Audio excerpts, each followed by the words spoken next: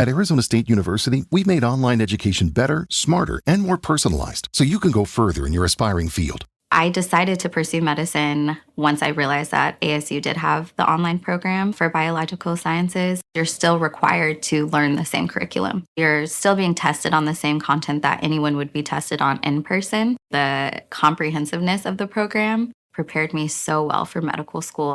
Explore over 350 plus programs at asuonline.asu.edu. You are now listening to the Someone's Favorite Productions podcast network.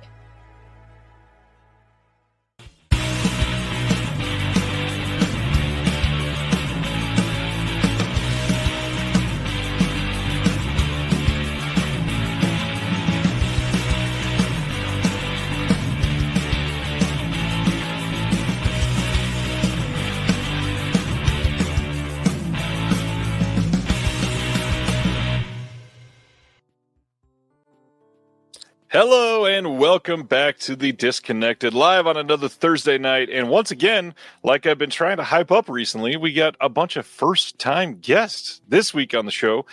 Andy Nelson, who is the man behind CinemaScope and True Story FM and lots of other stuff we'll talk about. Andy, thanks for doing this.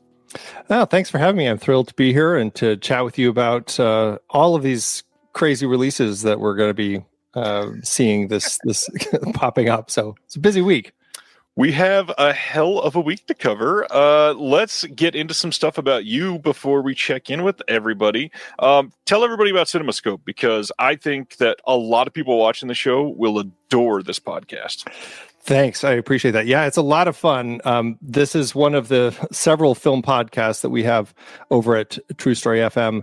And this one specifically is focusing on genres, subgenres, and film movements. And each episode looks at a specific one. And I kind of have very lengthy conversations with my guests about it, including Ryan, who is on the last episode talking about found footage horror. And so we've done Ozploitation, remake exploitation, we've done screwball comedy. It's just kind of like all over the place as far as the different types of things. And so it's a lot of fun. I'd love more people to check that one out. So that's one of the podcasts that we have. And then the next reel is a podcast where we just talk about, my co-host and I talk about a different film each week, each one kind of packaged into a little series of films that we are doing. And then we have another show called Movies We Like, which is where we bring on somebody from the industry to talk to them about one of their favorite movies. So lots of good stuff. Lots of stuff going on. You are a busy, busy man. CinemaScope is, I don't know, it's been one of the more comforting shows, I will say, as I have in the last couple of months been forced back into the office full time, unfortunately. And it has been your dulcet tones keeping me company for a lot of that time. Two episodes that I really want to highlight if people are going to try it out tonight. And please check the link in the description below. Subscribe to Andy. Go check out the other shows. It is a really great time. Even Craig saying we were on Movies We Like. It was great. Great conversation about Fella Day. Yep. The two episodes, one incredible episode on blaxploitation. The films covered is a really nice breadth of films. With blaxploitation, there's a couple, I don't know, like major films that people tend to get hung up on. And with the episode, it was, everything, because the guest was an expert, like a full on expert of this. And incredible conversation. Completely support that one. Thank you very much. Yeah, Odie Henderson had just, his book is out, and it's just, it's incredibly, just lots of wonderful stuff in that book. And it's like $8 for a hardback. It's crazy how affordable that book is. Absolutely check it out. And and so we talk about 5 films specifically the episode, and then I'll do a member bonus section that has 5 additional films. And that's where we'll do the kind of the core essential films in that first section. And the last one we play around a little bit, if it's something that's a little more obscure or kind of borders on the style, we'll talk about that.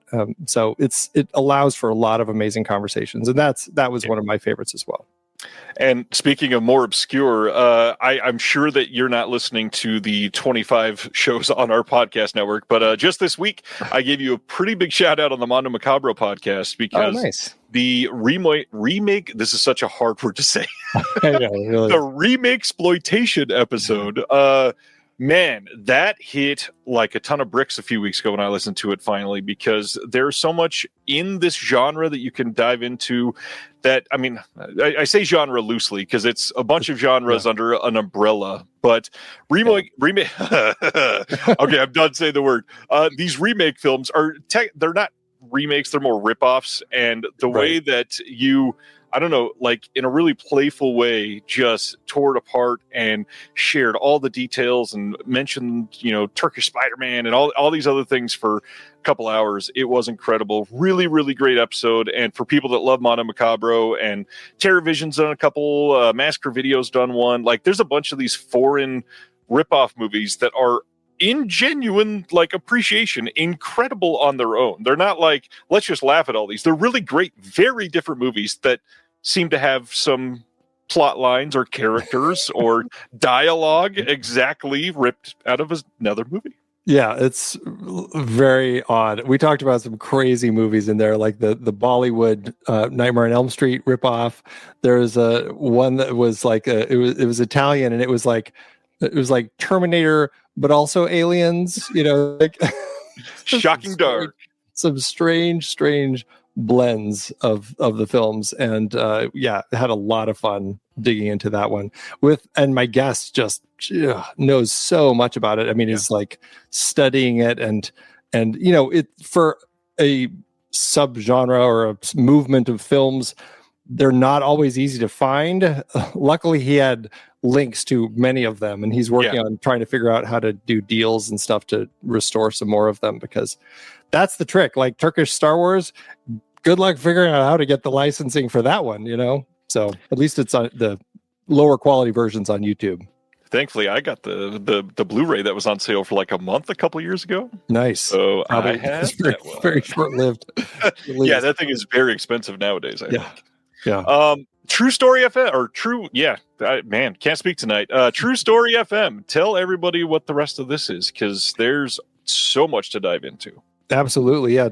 True Story FM. So Pete is my co-host over on the Next Reel and Movies We Like, and he convinced me to start podcasting in 2011, and we started up the Next Reel podcast, where again we talk about a movie each week, and then COVID hit, and I had been working in production, and it kind of hit this point where there wasn't really the work that I needed. And so he's just like, just podcast with me and let's just do podcasting. And so since COVID hit, I've been just doing full-time podcasting, and it's really fun. And so True Story FM is our network, and we've got a whole bunch of entertainment related podcasts. That's where all of our movie ones fall under. And then we have a whole bunch with just a whole bunch of other clients. We have an ADHD podcast, a divorce podcast, several cybersecurity types of podcasts. So we kind of cover the whole gamut of different podcasting that we do, but that's been keeping me busy for the last 5 years, which is crazy to think about. It's a lot of work. Believe me, as somebody that also has a podcast network, there's a lot of stuff behind the scenes that you can really do to keep your time just completely entrenched in it. But if you're here, you love movies, so they got some options there. But hell, if you're a divorced person with ADHD and a computer virus, there's all kinds of options for you. And you love movies too. I mean, hey.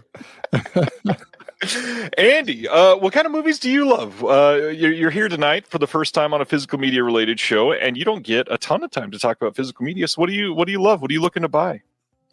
Well, my favorite top five films, I would say, are Brazil, Shawshank Redemption, Charade, Lord of the Rings, I don't know, I'll say Return of the King, and Doctor Strangelove. It probably would change, if you asked me again in 10 minutes, but Brazil's been my number one. You can see the poster right here for ages and ages. So I'm all over the map, really, as far as what I like. I love, I don't know, good movies. Is that Is that a fair thing to say? I just really love good movies. But I love exploring cinema. And, as somebody who went to film school, I just fell in love with just the incredible width and breadth of this medium, and just how many films we have, and just exploring into other cultures, and just there's a lot to see. There's a lot, and it's hard to just pin down just a few, but yeah, there's a lot. And as far as physical media, it's always like, I don't know, I'm always, I after upgrading to 4K, I'm just like, well, I'm only going to buy the 4K releases now. But then it's just like, oh, but this is coming out now. Well, yeah. I need that. And so, so you're still just buying all sorts of stuff. And I'm still like, I'm one of these people who has like a ridiculous number of letterbox lists and all these different things. Like I'm trying to complete these sorts of lists. And so I hit somewhere, I'm just like, this movie that I want to watch for this list isn't available unless I buy this DVD from Spain. I guess I'm buying a DVD from Spain. And so that's kind of how I am. That's in my opinion, that's the right answer. There's so many different genres. It's so easy to just say, I want to see everything and challenge yourself. And when you're doing specifically like the shows that you cover, you kind of are forced to watch everything and just sort of flex that muscle all the time. One of the questions I was going to ask in relation to that, what's over the last, I don't know, because you've been doing it a long time. So what's over the last 6 months, the film that you discovered for your show that you went, damn, like this immediately is like one of my favorites of all time. This is incredible. Oh man, that's a question I wish you prepped me for. No, we got to hear organic conversation. Come on, Andy. Oh man. Let's see, I'd say, there were some, when I did the Iranian New Wave over on CinemaScope, there were some movies that really surprised me. And I have to look it up right now because I'm totally blanking on the name of it. But there was this one movie that was like, it was like this meta storytelling film.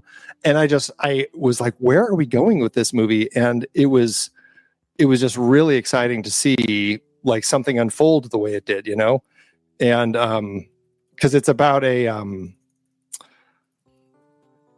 filmmaker who's making a film about his own life when he was young, and he was more politically engaged when he was younger, and he's altercation with the police officer, and now he's casting the police officer to play the police officer, and he's playing himself. And it just like, they're acting out this story, but they're also both trying to, think about, actually I take it back. He didn't cast them to play themselves, but he got the guy to like advise. And so the police officer is like, oh no, this guy's not handsome enough to play me. And like going through all of this sort of stuff. And it was just such a fascinating movie. And I'm looking at the list right now. It was called, of course, now I can't remember which one it is. A Moment of Innocence, I think. Yeah. Directed by Moshe Makhmalbaf. And it was, I don't know. I wasn't expecting something that was like, I was kind of expecting more dramatic, but then it took this whole meta narrative with it. And I just wasn't expecting this, as they were examining, both he and the police officer were examining their younger selves as they played this whole scene out and reliving the moments that they had and trying to like recontextualize like why they did it that way and everything. And I don't know, it was a really fascinating film and absolutely worth checking out. That was just one that really surprised me. That's the first one that came to mind. Amazing. And now I want to see it. Yeah, right. I don't know how accessible it is. I can't remember where I watched this, if it was a link that my guest sent to me, or if it was something I found. I might have just found it on YouTube. So A Moment of Innocence. It's definitely worth checking out. It's from 1996. Sounds incredible. Yeah. With the show, have you found any of the episodes you've gotten like a higher number of engagement with listeners because it was such a we'll say like inspiring type of episode, one that really got people to pay attention and respond in a certain way for you? I will say it's funny. You never can tell with podcasting. Sometimes you're like, it's all about horror movies. If you want to have a successful movie podcast, you got to be talking about horror movies. But I was looking at, I'm like, the Screwball comedy podcast is like through the roof. And It really surprised me because, and maybe it's just the times we're living in, who knows, but it just surprised me, pleasantly that one was one that was so well received and that people really connected with. And I've had some people really excited about a number of the releases that we, or the number of films we discussed. In fact, Midnight was Criterion just is putting that one out. That was one of the ones that we had discussed, which was the first time. That's another one. Totally blew my mind. I loved that movie so much. And then Criterion, I often joke that Criterion secretly is listening to our shows because every once in a while it's like, I'm like, we just talked about that like 3 months ago, and here's Criterion putting it out there. So, but anyway, so that one really kind of seemed to hit a nerve, which I'm like, maybe I need to talk about more comedy. Well, not only that, there's not a lot of people talking about that type of comedy specifically. Sure. Yeah. That it's a genre that we don't really get much anymore, especially the way that we were getting back then with it being a staple every single year. Now it's like once every 7 or 8 years, you might have a really good one that you can kind of fit into that mold. But even now, like the modern ones are not the same as the ones that were coming out in the 40s and 50s. No, yeah, it's definitely a different tone.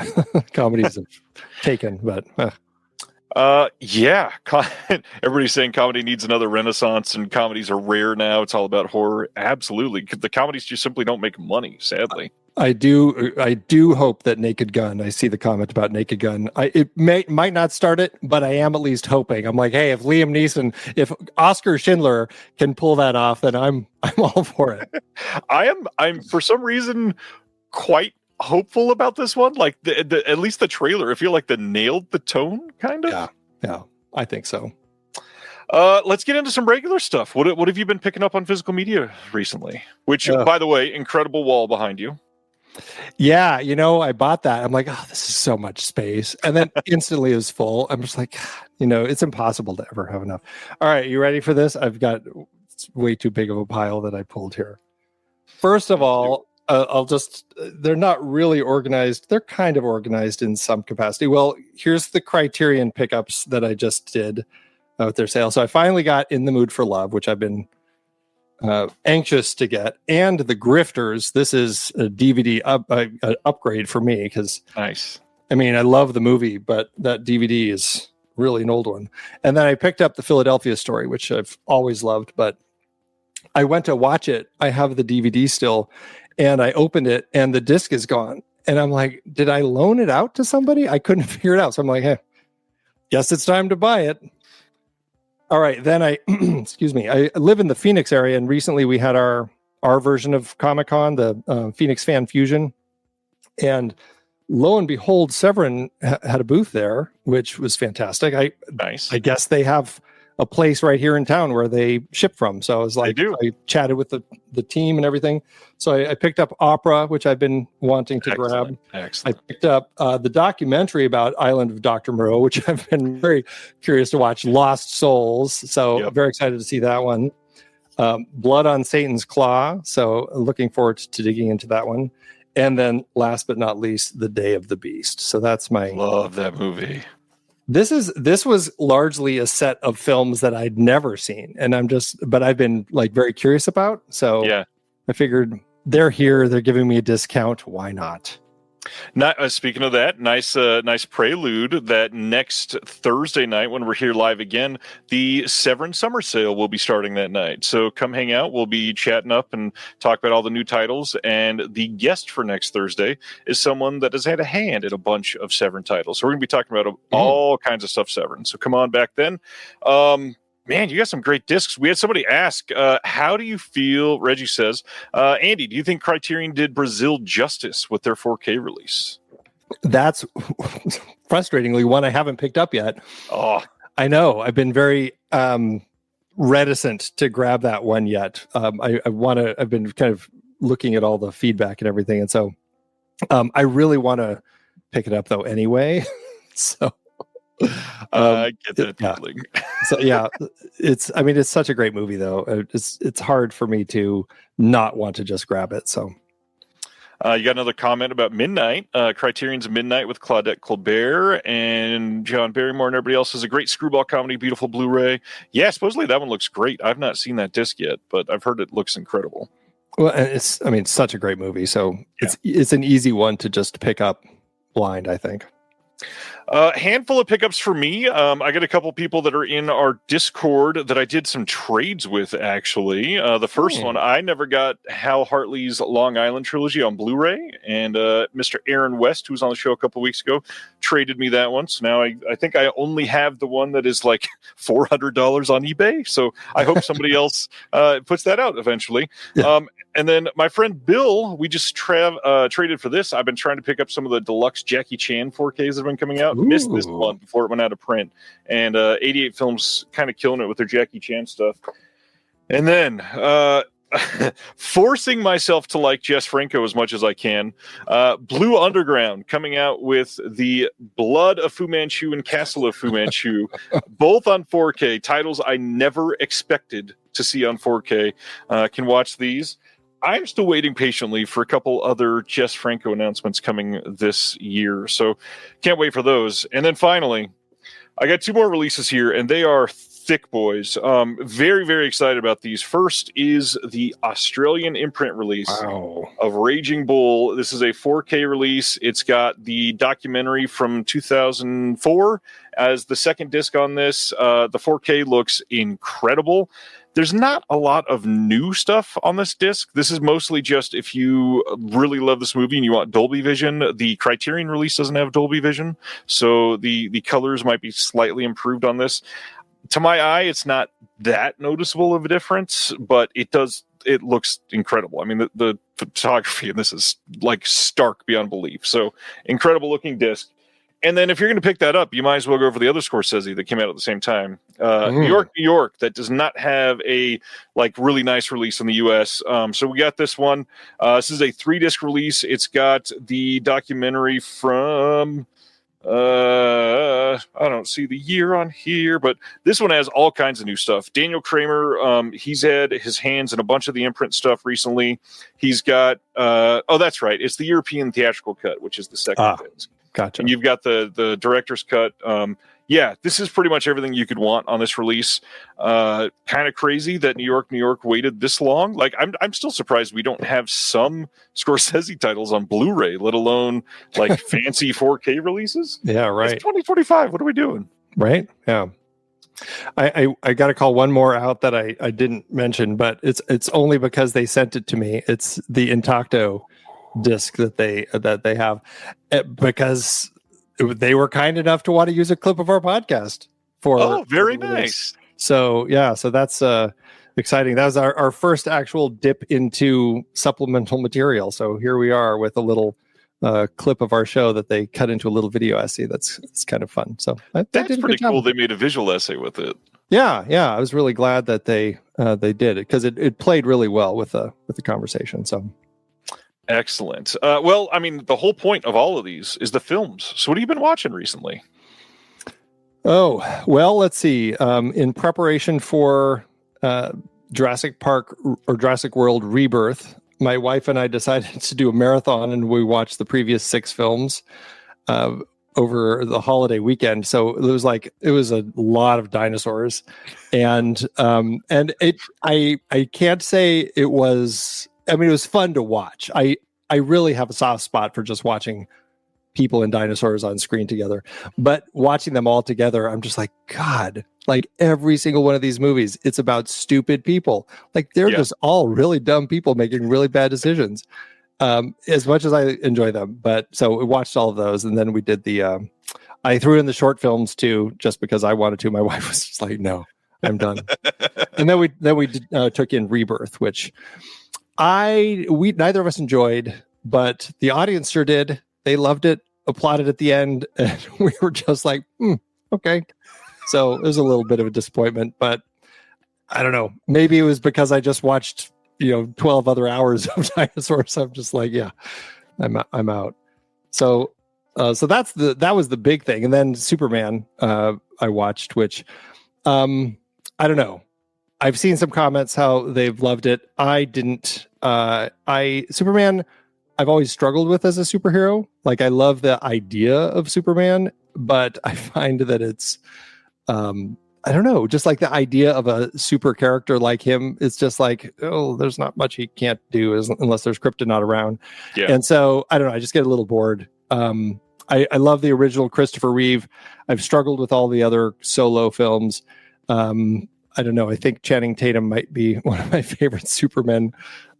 This one, and don't get me wrong. I mean, I know that it's saying a lot of positive things and all of that sort of stuff, and people love it, and I'm sure they should. It isn't for me. And to me, it just felt like it's just another James Gunn movie. Like, this is what James Gunn makes now. It's like Guardians, the Suicide Squad, they're all like, it's his cookie cutter style, which,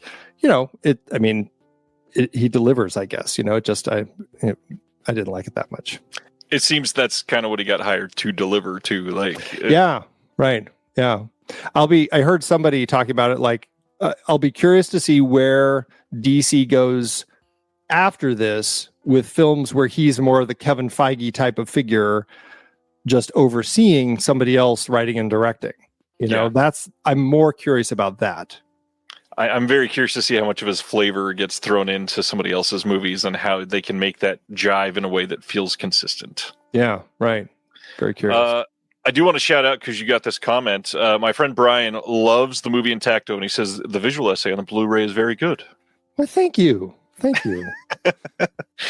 He sold me on that movie, and I somehow do not have my copy yet. It is on the way. Australian shipping comes from the other side of the world and takes a few days. So it's on the way. Yeah. I also watched Superman. I think I liked it.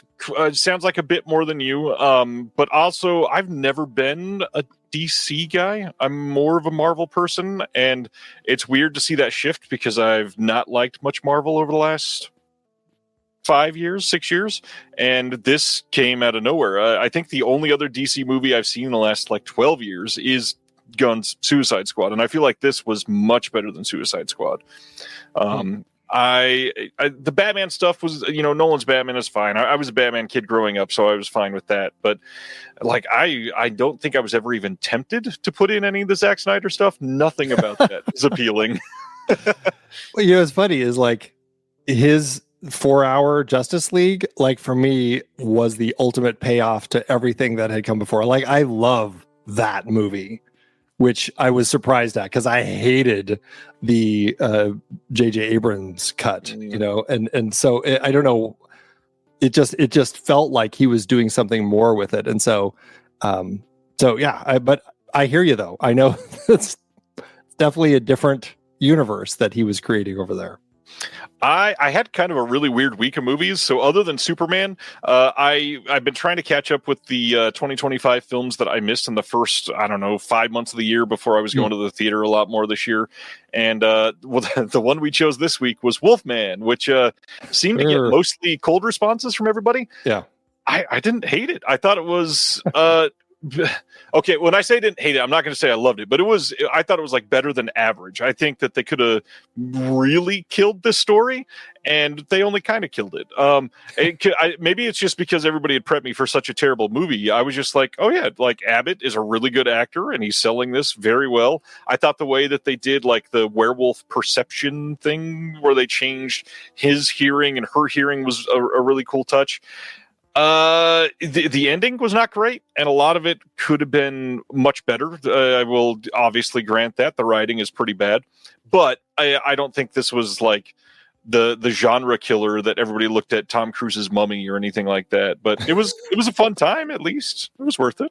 Yeah. Fun was something I didn't have with that one. It was it was a slog, but interesting. There were interesting elements. I will give you that. My slog this week, I forced myself to go to an indie movie in the theater this weekend, and that was Abraham's Boys, a Dracula story. This is a movie that will be coming to Shudder in like a month and a half or 2 months, I believe. This is a brand new movie starring Jocelyn Donahue, who I loved in so many things, but most recently in The Last Stop in Yuma County. And she is completely wasted in this movie. She's a main character that is mostly just sick, and not like the cinematic sick where they're doing the Exorcist performance and she gets to ham it up or anything. No, she's just laying there sick.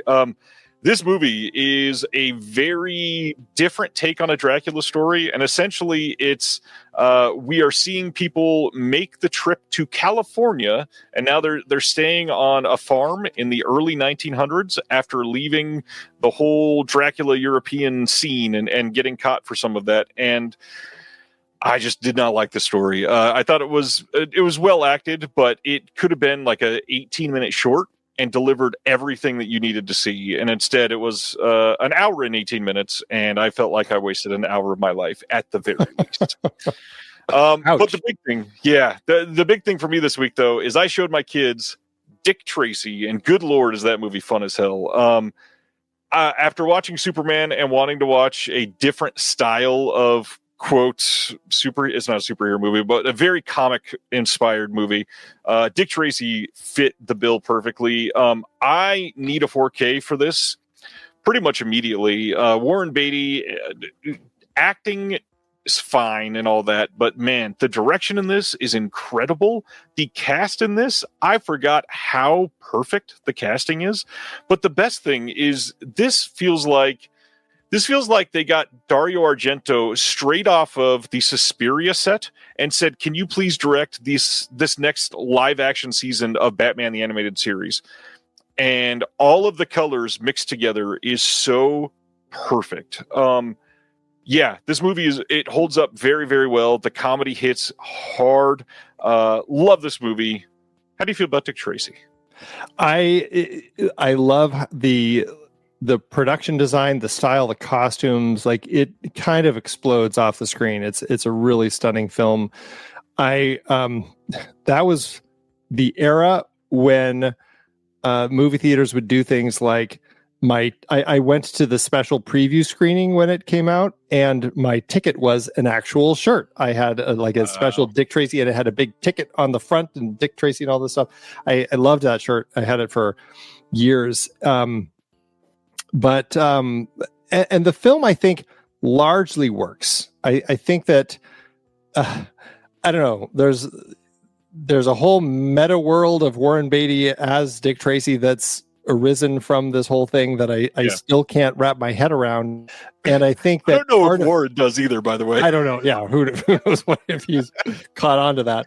But I will say he embodied the character, and so it's clear that he had this real personal connection with it and everything. There are things that work better than others in it. I don't know. It's one of those movies that the thing that I always think about is there was a character, I think his name is Littleface, who my impression is, or my understanding is, that the team behind the effects were always disappointed with how they filmed him, because they filmed his close-ups like they would film other actors' close-ups, but you lose the effect of the entire point of the actual face, and it should be shot like giant head, little tiny face in the middle of it, but they shoot it so you're just seeing the actors' expressions. And so I don't know, that's one of those things that I always think about with that movie, is just a little gaffe. But otherwise, I think the character design, everything about it's really just super cool. It's one of those movies that every single time another scene happened, I went, "Oh my God, they're in this!" And it's funny because I had not seen this movie in probably, 18 years, something like that. And watching it again after I've started to enjoy movies in general, oh man. If you want people from movies, this has everyone you can dream. And it's that blending of the old Hollywood era and the people that were still alive mixing with the giant actors of that day with some up and coming names that now is oh wow, how are they also in this movie? It's incredible. Absolutely amazing cast. Yeah. I should check that one out. You've convinced me. I wasn't doing that, but I'm glad. I know. And then I guess neither one of us said the word Madonna, also one of the main stars, which is wild to see. That was the Madonna Warren Beatty era, which those of us who lived through it have a hard time forgetting. But Madonna in 1990, that is a huge star at the time. Oh yeah, and I mean I love Madonna. I think she's great, and I've listened to her soundtrack of that many times. But yeah, it's a fun film. Danny Elfman does the score. I mean, it's a cool movie. Before we get into announcements, I want to shout out that after tonight, after we go through all the announcements, we're going to be covering J-horror broadly, sort of in a CinemaScope style discussion. Not like 5 favorites, just shouting out 5 titles and discussing them. We are going to be going over a lot of announcements tonight, but before we go into that, any upcoming CinemaScope that you want to highlight or be able to tell us about before we get started? Well, conveniently, I'm working on planning my J-horror episode right now. I'm shocked. I know, right? I've also been talking to somebody in India trying to work out a plan to do something with Indian cinema. I'm not exactly sure. I'm kind of pushing for kind of like the masala musical types of films, which I think would be a lot of fun. But so I'm not exactly sure where I'm going to land with that one. We're still sorting it out. I've also been chatting with someone for I think a year now, trying to coordinate a time to talk about heist films, which I think would be a really fun episode to discuss. So those are a few that are currently in the works. I can't wait. For anybody that missed the beginning, please go subscribe to CinemaScope. Really incredible show, well researched. With nowadays, I mean, there's something about shows that actually put the work in to discussing titles that means so much more than like the Hangout podcast to me. And you could tell that they are important, well-read podcast compared to others that are like sit on the couch and discuss. And those have their place. Nothing against that. It's just right now very much into the let's deep dive and actually know what we're talking about type of podcast. Well, thank you. Means the world. Let's get into some announcements then. We're starting on sort of a weird note this week because the first thing is a replacement program. Radiance announced their first replacement program, and this one was odd because it seemed to only be affecting people that had Panasonic players. And people that did not have Panasonic players, it just played just fine. So you may not even need a replacement disc. But just so you know, Radiant sent out a message saying that they have discovered what happened finally. They wanted to announce this a couple weeks ago, but they couldn't even figure out what caused the error. So there was a formatting error when the disc was sent for replication, and it wasn't present in their files, and it somehow got corrupted on the way to the printer.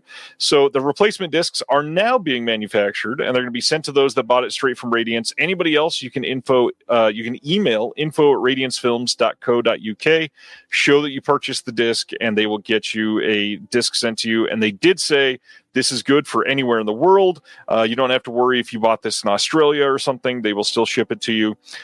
There are new discs still being made of this title, and it will have the replacement disc already with it. So you don't need to worry about that. That's a lot of work, but kudos to them for figuring it out. It's a ton of work. Mozart is saying, do they not test a disc at the plant? And yes, they do. We're going to talk about another label that had issues later. But yeah, there are lots of ways to test the discs, and most of the companies do in different ways. But when something is so specific like this, sometimes it just gets missed somehow. And it depends. Sometimes the error doesn't happen until 14 minutes into the feature or only on the special features. There's a lot of different ways that these can go wrong without being able to be caught, because they're not sitting there testing after they've done QC. Like some of these companies do QC more than 30 times on the whole disc. After they're pressed, they're not testing all of the disc yet again. They would be completely bogged down and just doing QC for the rest of their lives. So thanks, Radiance. This is the right way to handle it. Good job. Okay, so we talked about Severin a little bit ago. We also talked about their sale coming up next week. We're going to be talking about a handful of titles coming as part of their sale. This first one is Night of the Sharks from 1988. This is the first time it's been on disc anywhere in North America. Coming on Blu-ray, scanned from the only surviving 35mm print. It will have the bonus soundtrack CD with it. Love that Severin still does this. But this is one starring Treat freaking Williams. And cannot wait to get this. This is going to have a trailer on it. Not much for extras, but I have heard about this movie many, many times and have never had a chance to see it. Night of the Sharks. Are you a sharksploitation person? Because we're going to be talking about sharks a lot tonight. Yeah, we are.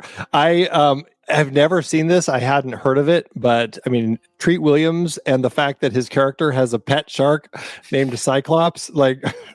Totally won me over as soon as I saw all that. I'm like, oh, I have to check this one out. Great sounding cast in this. This looks like a hell of a lot of fun. Definitely on my radar for the sale. I want to just call out with that one that I'm a big fan of film scores and soundtracks, and I love the bonus feature idea of actually throwing in the soundtrack. Like that is one of my favorite things, especially because Night of the Sharks is not the sort of soundtrack that's exactly like a common item to pick up anywhere.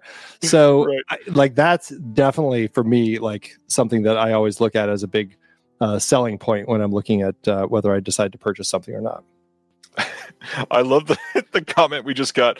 Can you see a shark at night? I mean, yeah, if it's under a spotlight. Thanks, Ragnar. Let's see. Next up, Airplane 2, the sequel, coming to 4K from Kino Lorber on September 23rd. This is a brand new HDR Dolby Vision Master from a 4K scan of the OCN for Airplane 2. We got a new audio commentary on here by Mike White from the Projection Booth podcast. New audio commentary by Patrick Walsh as well. The Blu-ray that comes with this is not going to have as many bonus features as they normally throw in on the Blu-ray, but it's got both those commentaries still. You can get this on standalone Blu-ray as well. How do you feel about Airplane 2, the sequel? I grew up, I mean, Airplane was a regular in my house. We watched that all the time. I have a good half of that movie easily memorized, just so many quotable lines. This is one that I had fun with. William Shatner's my favorite part in it. I never watched it as much as Airplane, but I still found it to be pretty fun. I made this argument a couple weeks ago because Kino did the classic thing of we're going to announce the title and not tell you anything or the date or anything, and then 3 months later reveal it. So when I brought this up, I've said I'm not going to say that this is a better movie. However, Airplane 2 has like all of the great stuff from Airplane and more jokes. It's also really great. Yeah. Anyways, next up from Kino, a Blu-ray release of Radioland Murders coming on September 23rd. This is one with Mary Stuart Masterson, Brian Benben. I have never seen this one. We get a new audio commentary on here by Brian Reisman and Max Every. There's also a new interview with Brian Benben on here. Have you seen the Radioland Murders? Yeah, and this was a movie that when it came out, they were really plugging the fact that George Lucas was involved. Everyone was like, what is this guy doing now that Star Wars is over? This is like that period where nothing was happening in the Star Wars world. And so he was like, he wrote this, he's one of these people. He loves the 50s driving culture. And he also really loves the world of old radio. And so wrote the story for this and then was the EP on it. And it's a zany, fun movie. I mean, it's been quite a number of years since I watched it, but I remember having a lot of fun with it. And it's just, they throw in some like actual old people, like I think George Burns pops up as somebody who's doing some radio in it and everything. And I had a lot of fun. It's definitely one that I'm just seeing the fact that they're putting this out made me want to revisit it and see how it holds up. Perfect time for that. Get a brand new 2K master coming on the disc. Speaking of brand new versions, September 2nd, there's going to be an Amazon exclusive of the 4K Superman Steelbook library set that they did way back in 2023 over the summer. They're doing that exact same set, but they're losing the fifth Steelbook that in the first one had comic books and a certificate of authenticity and like 6 other things. And all of that is great that they're putting this back out. Like, I'm not one of those people that if I had the first one, I'm not going to complain because the value might go down slightly. The big deal here, though, is that they are fixing a bunch of errors that were in there for the first time. So when they put this out in the very first set in 2023, the first movie had a 6-track audio set, and it did not have the 2.0 audio and lossless. They screwed up the audio track for some reason. That got fixed in this one. There was a Christopher Reeve credit glitch that happened in that first movie, which that's kind of a big deal to overlook, Christopher Reeve. That has been fixed. Superman 2 has an improved Dolby Atmos mix that corrects the various wows that were problems in the audio mix, and there were some pitch issues as well. Superman 2, the Richard Donner cut disc, has a video fix for the geometry of the iconic final shot of the movie, and a couple other random things that was squished horizontally. Superman 3, the disc was fine, so that one's identical. And then Superman 4, The Quest for Peace, includes an improved Atmos mix as well that had some various alternate and incorrect musical performances that were wrong on that first release. So the hard part here, if you have that first release, you have the fancy limited set with all of the broken discs. So what should you do? I'm not going to say that they will do this, but I will say Warner Brothers actually has a decent track record for this. If you had the original Rambo set of all the 4Ks, those were littered with errors as well. And people, when they re-released those and fixed them, people that bought the original set were able to email Warner Brothers and get fixed discs. So if you got this first set, I highly suggest emailing Warner Brothers. They might be able to help you out, because that's a lot to fix and feel slighted by if you got that first one. Yeah, that is a tough one. I would hope that they will actually send replacements to people.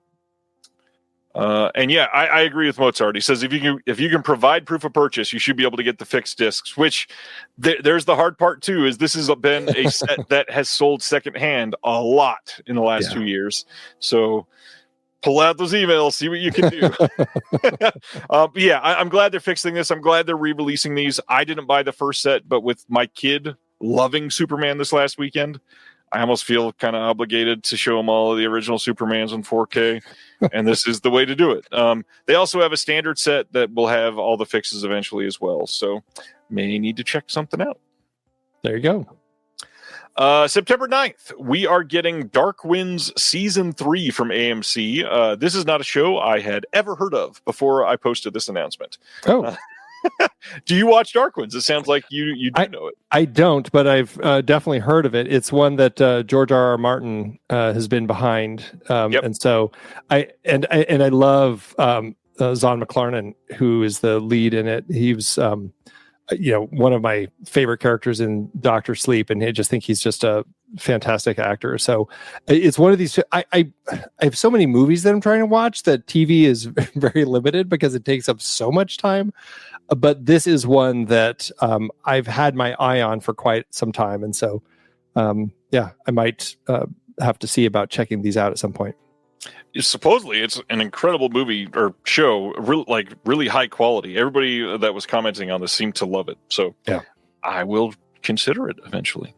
It's based on some series of books, says Colton. Nice. Yeah, it's the Leap Horn and Chi series. And Ronnie, who does watch a lot of TV, says it's been on the to-watch list for a while. So I get it. Moving right along. Here is a fun one.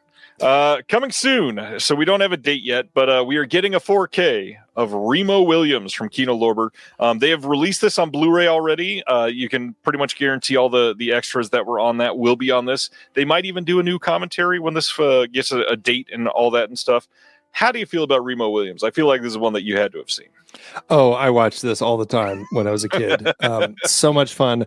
I actually revisited it when Fred Ward passed away a few years ago, just to kind of like check it out, because like when I think of Fred Ward, that's where I go. It's either that or Tremors. Tremors for me. Yeah. Yeah, or Henry and June, which is a little bit different. Probably not the one that I'm jumping to put on, but That's a spectrum. Tremors, Remo Williams, and Henry and June. I know.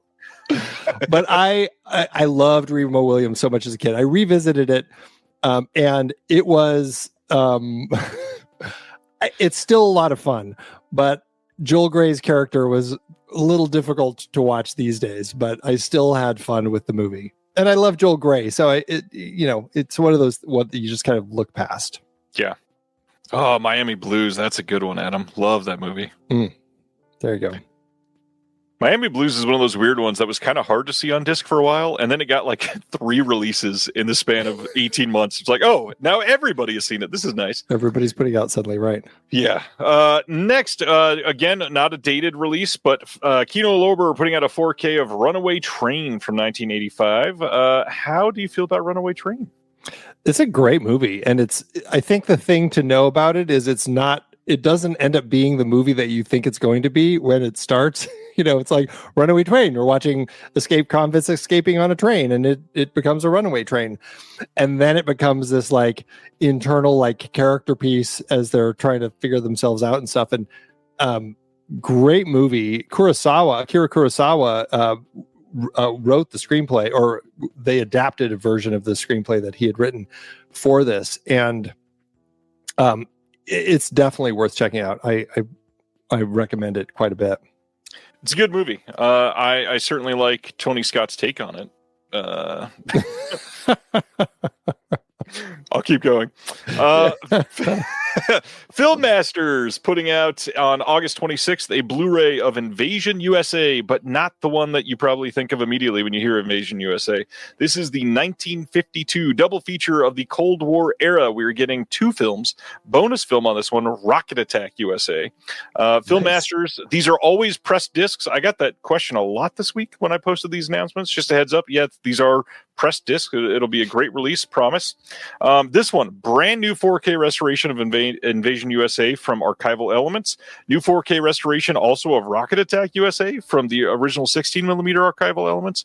Crazy. And then new audio commentary by Jason A. Nye for Invasion USA. New essay by Toby Rohn on Invasion USA. New audio commentary by C. Courtney Joyner and Mark Jordan Legan for Rocket Attack USA. New essay by Don Stradley for Rocket Attack USA. And then Ballyhoo Motion Pictures did Better Dead Than Red, Hollywood versus Communism in the 50s, a little documentary for this. And then a new featurette with Anthony Moore, son of the star Gerald Moore, the Mystery Science Theater 3000 episode with Rocket Attack USA, recut trailers of both. Like, there is a ton of stuff on this disc. This is region free, so you can get this anywhere in the world. You'll be able to watch it. This is a crazy looking release. I've not seen either of these films. Is this something that you're into or have seen? I haven't either, but just interesting fact, Dan O'Herlihy shows up in Invasion USA. So you've got the Last Starfighter RoboCop Halloween 3 connection to it. So there you go. Sin Syndicate, the podcast, says Rocket Attack USA from Nudie Cutie master Barry Mahone. Always happy to see Mahone get the HD treatment. And to get a brand new 4K scan of archival elements for something like Invasion USA, nobody else is really doing that besides Filmmasters for a title like this. This is a really cool thing. I will be supporting this one. This is one that I want to see more stuff like this for sure. I love that they're actually releasing it as a double feature. I think that's such a great idea. Most of their like mainline, they call them special edition releases. Most of them are double features. And what I appreciate is for both of the features, they get supplemental features to put some sort of context on it, whether it be about the director or the genre or anything like that. They do really great work. Really great work. That's awesome. I wonder if they do or they should do a reversible cover where you flip it over and it's like Rocket Attack USA with a bonus. Yeah, that'd be cool to see them. I don't have one within reach. I forgot I just moved it, and I was about to check to see if they do that, and I forgot. Yeah. Oh, God. This is such a terrible cover. I forgot this was this I hate week. This type of, these covers. So MGM themselves, a.k.a. Amazon, putting out on July 15th, which you'll notice is in the past. They literally announced this like 2 days before it released. And I believe this is going to be a BDR, but don't quote me on that. I think it is. July 15th, they got a Blu-ray of Town Without Pity from 1961. And all they do is Photoshop a couple scenes from the film together into the most awkward-looking cover art. Obviously, Kirk Douglas movie. This is one that probably should have been treated fairly well, and this is what we got. Have you seen 10 Without Pity? No, but I know this is one of those where he had worked quite a bit with Dalton Trumbo when he was blacklisted, and this is one that he had Trumbo come in and I don't know how much of the screenplay he worked on, but I know that this is one that he had touched the screenplay a bit, and of course didn't get credit. So. Right. Adam says even AI would be embarrassed. Right? It's an awful cover. Yeah, this is truly bad. Next, from Severin, as part of their sale, is Fearless Dragons from 1980. This will go on sale as part of the summer sale next Thursday night, going into Friday. This is the first time on Blu-ray in North America at all. And this says, from iconic 70s Hong Kong studio Gold Egg Films Limited, The Dragon Lives Again and Duel of the Seven Tigers came from that same studio. Comes one of the favorite action comedies in the history of the genre, when two wily conmen, martial arts movie legends, Philip Coe and Brian Lung, they are framed for hijacking a trunk full of charity funds. They'll join forces to find the real bandits in a wild series of adventures that lead to an utterly fantastic final battle, ranked among the most exciting 2-on-1 fight scenes ever. Wow. Which, with that sentence, sold. Right. Special features on this. First off, scanned in 4K from the OCN. Incredible job with that, Severin. That's amazing. Audio commentary with Frank Jang and Michael Wirth, who are great at all of these commentaries that they do. There's an interview with the director, Lee Chu. There is actor Philip Coe remembers Fearless Dragons, and a trailer. And again, region free. Anywhere you live, you can get this and watch it on Blu-ray player. That is fantastic. I would just pick it up for purely the positions that each of the people jumping are in, right in the middle of it, especially the guy on the left and the right. Like, that alone sells me on this. Yeah, Shapes films are really fun. This is going to be great. And this is not a Bruceploitation film. I had a couple people ask if this was going to be in their next Bruceploitation box set, because Severin has announced a second one on the way. No date or anything yet. But no, this will not be in that box because it's not Bruceploitation. Interesting. This was a fun thing this week. Dark Force Entertainment, who I don't talk about a lot, but this is an important movie. They are putting out the movie Mama's Dirty Girls from 1974. This is coming as part of their Drive-In Collector series. This is going to be a double feature as well. So you've got this one, Mama's Dirty Girls. This is directed by John Hayes, who also did Grave of the Vampire and Garden of the Dead. The original uncut 35mm negative was found, and they were able to scan this one. That is really damn cool. But then the second hit is the extremely rare 1970 German erotica film, How to Make Love to a Virgin. Which that's pretty damn cool that they're putting this in here. The only special feature on these drive-in specials from Dark Force, they have their drive-in mode, which means they will show both films back-to-back with a little intermission in between the two movies, which I think is a really incredible sort of gimmick to put on these. I just wish we had some sort of contextual extra, because these movies deserve somebody to talk about them. Yeah, I mean, well, Gloria Graham of all people shows up in the film, and I mean, she's like been in so many amazing films. And then I'd love some context of like her career leading to this. You know, that'd be a really interesting special feature that I'd love to check out. Gary's pointing out she has huge hands. Yeah, the perspective here is not great at all. Craig wants to know, can they pipe in mosquitoes into your living room? Thankfully, that technology does not exist yet. That'd be the worst. that and like crying babies from 3 cars over. Next, this is an odd one, so I'm not going to mention this for too long because it actually did not last. But for a long, about 8-minute period, Lionsgate Limited had restocked The Man Who Fell to Earth 4K Steelbook that has been going for decent money secondhand. And so it looked like there was going to be another chance to pick this up, but it has disappeared from their website pretty much immediately after I posted this, and then everybody started crying because they couldn't go buy it. I'm sorry. What I'm getting from this is this will likely get restocked. They just probably were not able to have it available yet. So if that does happen, I will try to update. This is one of those times where if you're a member of the Patreon, of a part of the Discord, you'll get updated much quicker that way, most likely. So please come hang out if you want to. This is the kind of thing that doesn't always deserve another post, but if it does, we will absolutely be talking about it in the Discord. Great movie, incredible looking steelbook on this. I don't always love steelbooks, but the way they designed the Bowie steelbook is kind of perfect here. It's worth a watch. It's worth an own. Absolutely something to look forward to if you're after it. I'd love to pick that up if if it pops up at the right moment when I'm looking at their site. Yeah, that's the hard part. Hopefully it's back for good soon. Yeah. Man, this surprised me this week. September 9th, Universal releasing a 4K of Sissy Spacek. Man, my tongue twisters tonight are bad. Coal Miner's Daughter from 1980 getting a 4K release. How do you feel about this one, Andy?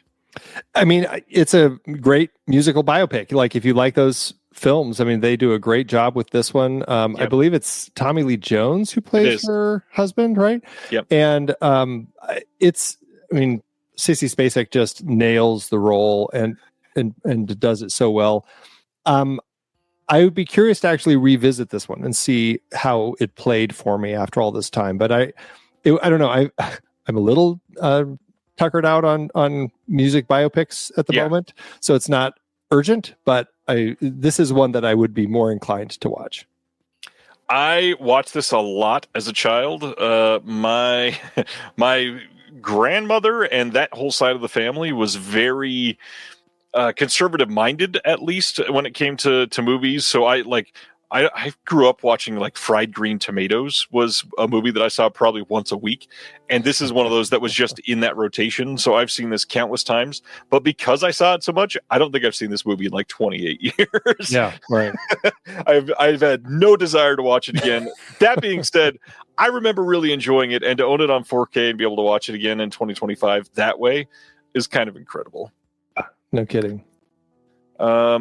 And yeah, Sibner's saying, got to give Universal credit. It's definitely been longer than 6 months since they put out the Blu-ray. Yeah, Universal's doing really well at the moment, actually.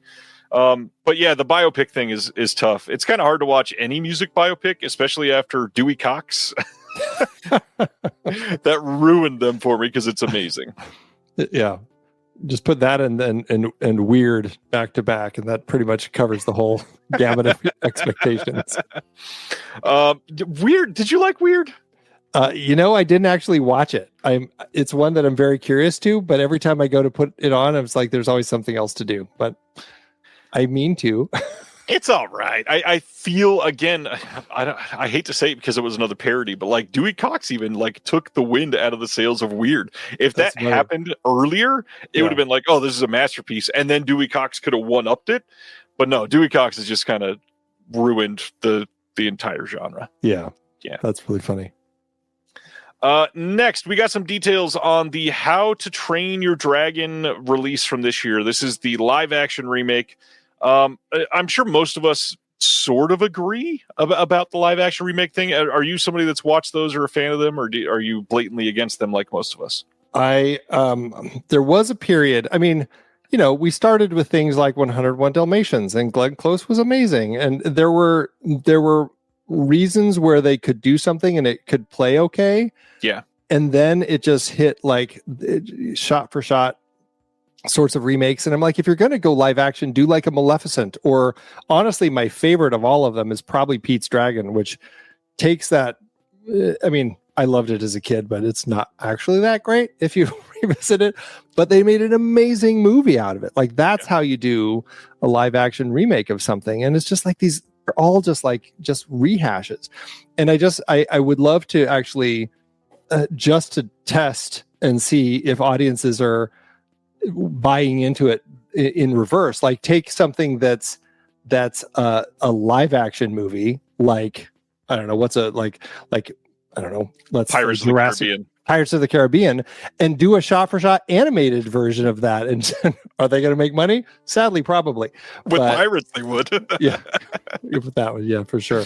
So, but it's just one of these things. Like, we just don't need them, and so this is not one that I'm interested in because I love the original trilogy so much. I do too. I've got all three of the original trilogy 4K steelbooks right over here. They're gorgeous. Love those.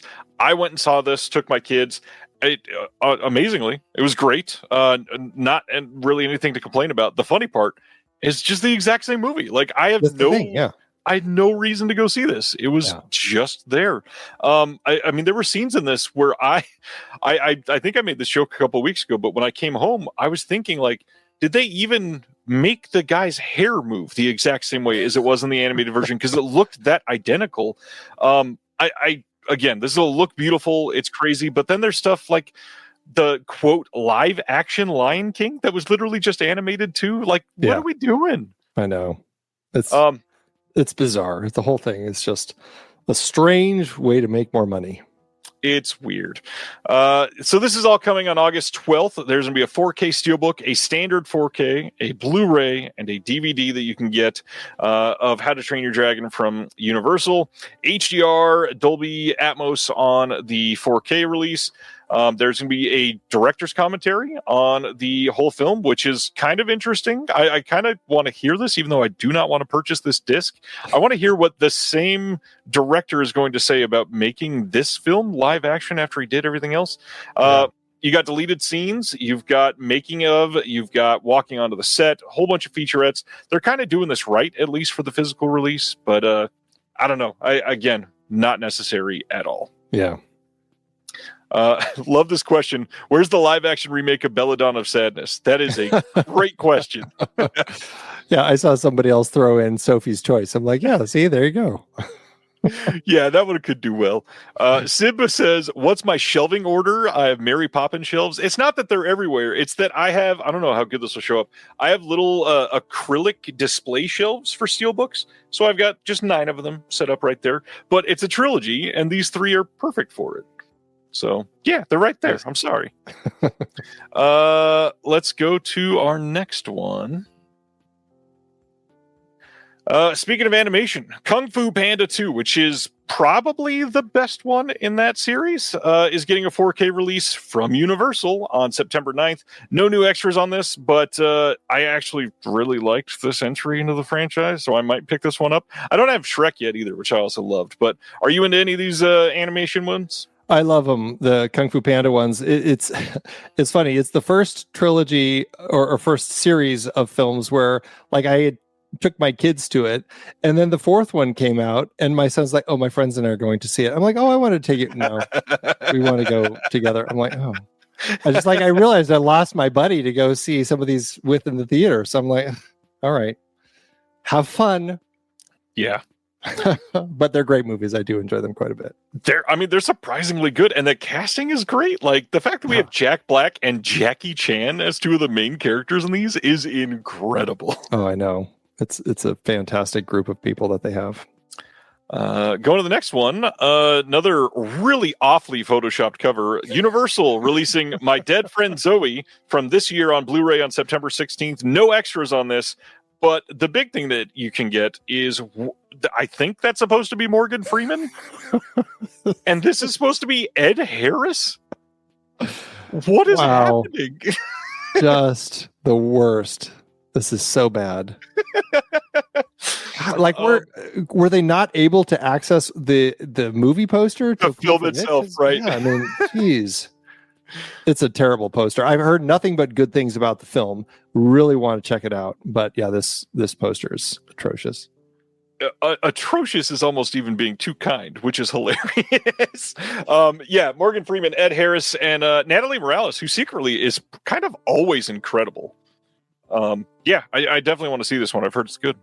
I'm actually looking at that. That is the same as the theatrical release poster. It just looks like they even extra photoshopped it, like put extra shading on people's faces. Yeah. Yikes. Dell says the cover looks like AI gone rogue. Oh man. Yeah, this poster is bad. Yeah. Megan 2.0. Did you see this one?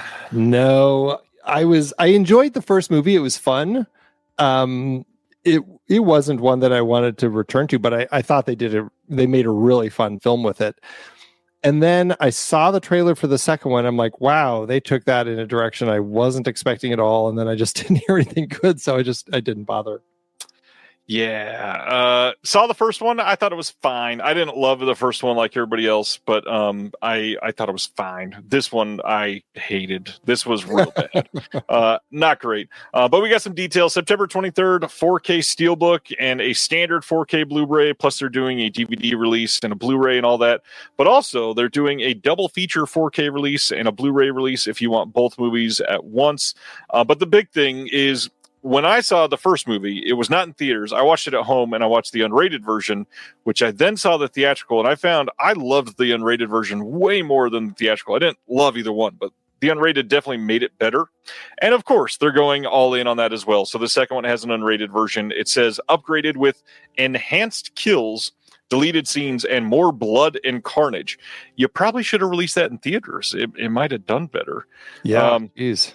This one has an HDR presentation for the movie. We've got Dolby Atmos and then some featurettes on here. There's a scene breakdown, stuff like that. Not too shabby on the features. This one is interesting. So I was on Reddit checking out some of the physical media subreddits that they have.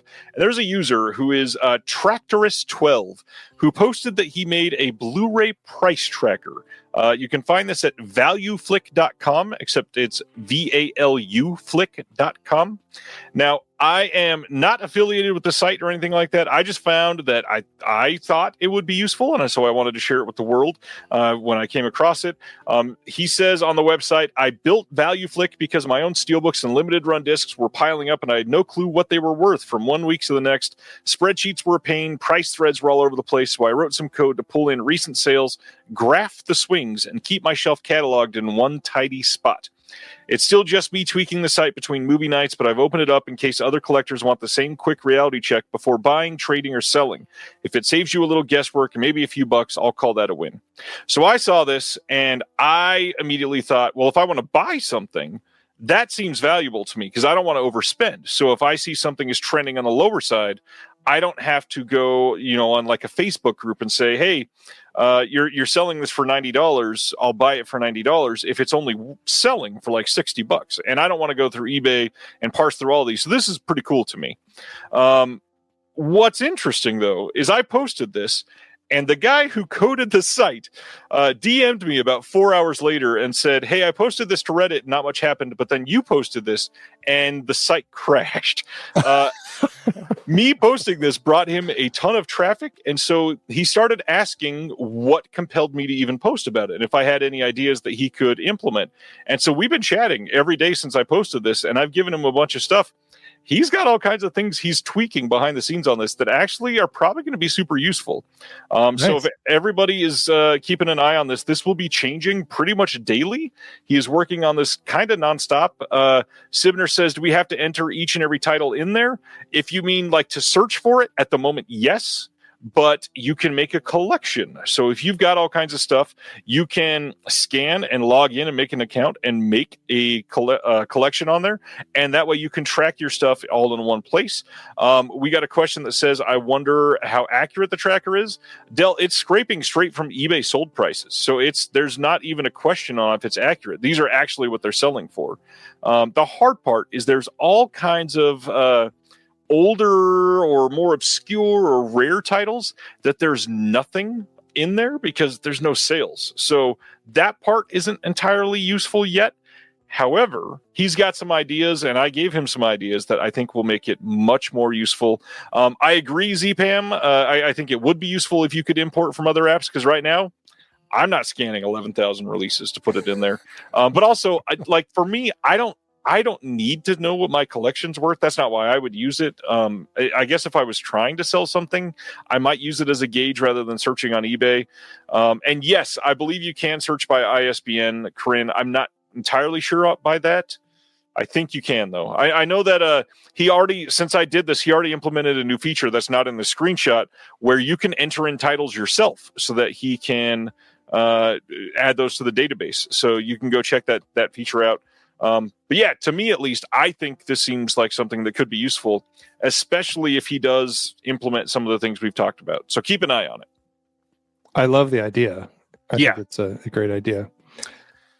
Yeah, and again, not to sell things. I had a lot of people say you shouldn't be, taking your collection and speculating and only holding things because they're worth something. I agree. That's not why I want it. I want it because if I want a title, like I just traded for this Jackie Chan thing, to find out if I should trade for it or go buy it, I had to go scour a bunch of sites and find out that none of them had it listed, find out what it had sold for, see about what it's worth. And if I could just do that in one place, that's perfect. Yeah. Awesome. Next up, Lionsgate Limited again. We were talking about them a moment ago. They announced a 4K release of High Tension, the 2003 new French Extremity release from Alexandre Aja. This has all kinds of what they're calling Lionsgate Limited extras, which are, I believe, are all the same that were on the second site release of this when it got released. But this is a 4K steelbook. You can get this, and it will be shipping on August 12th. That is the release date. And the other things is this has legacy bonus features on here. It's got the audio commentary with Aja and the writer from years ago, another scene-specific audio commentary. It's got some other featurettes that I don't believe these were in the second site release. So, yeah, High Tension. Are you a new French Extremity fan? It's fun film. I had a great time watching it until the twist when I found myself struggling with it quite a bit. But largely, I think that Aja is did some great work with it. And you could see why Hollywood pulled him in to do some other things over here. Yes. ZPAM says, unfortunately, the artwork is missing Morgan Freeman. Yeah, that's true. The big thing here, a lot of people not loving the artwork or absolutely loving the artwork. This is the same artist, Mexifunk, that does the steelbooks for Scream Factory lately that are just overall mostly bad, in my opinion. Sorry, Mexifunk. No shade meant to you, but just not my style. But yeah, it seems like they're clicking with some people. Not for me, though. The other steelbook, I guess we'll get to that one in just a minute, because Criterion was announcing, and they completely interrupted my Lionsgate stuff. Let's get into Criterion. First, Firewalk with Me got a 4K steelbook, not steelbook, that'd be weird, from Criterion. 4K release coming on October 7th. Tell us about your love of Twin Peaks and David Lynch, sir.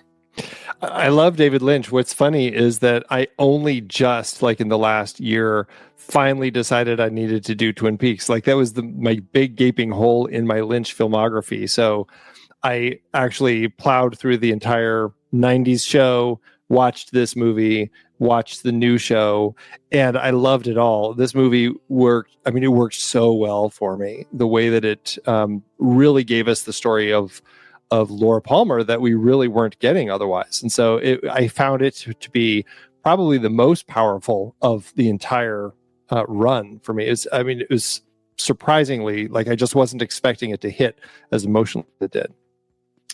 Yeah. Especially when absorbing Twin Peaks as a whole, this movie hits really hard. I don't know. It's Lynch, so obviously there's already something special there, but this movie is sort of, I don't know, a weird anomaly, and how personal it feels because of how lived in some of the characters are, at least for me. Yeah, truly. Again, it's Criterion, so no new extras or anything like that, but October 7th, this will look beautiful in 4K, I'm sure. Then, another one that is bound to look beautiful, Eyes Without a Face from 1960, getting a 4K release from Criterion on October 14th. No new extras, but you've got the 4K disc and the Blu-ray disc, Eyes Without a Face. Tell me about it, Andy.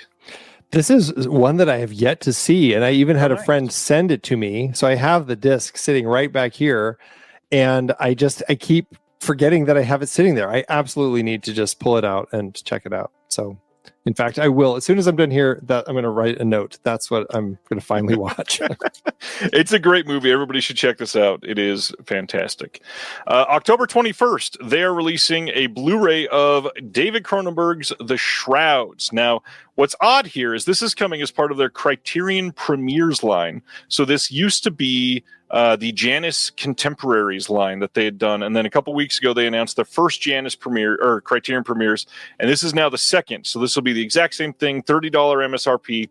But what gets to a lot of people is this is Cronenberg. This isn't like some nobody that is an indie director doing this as their first time.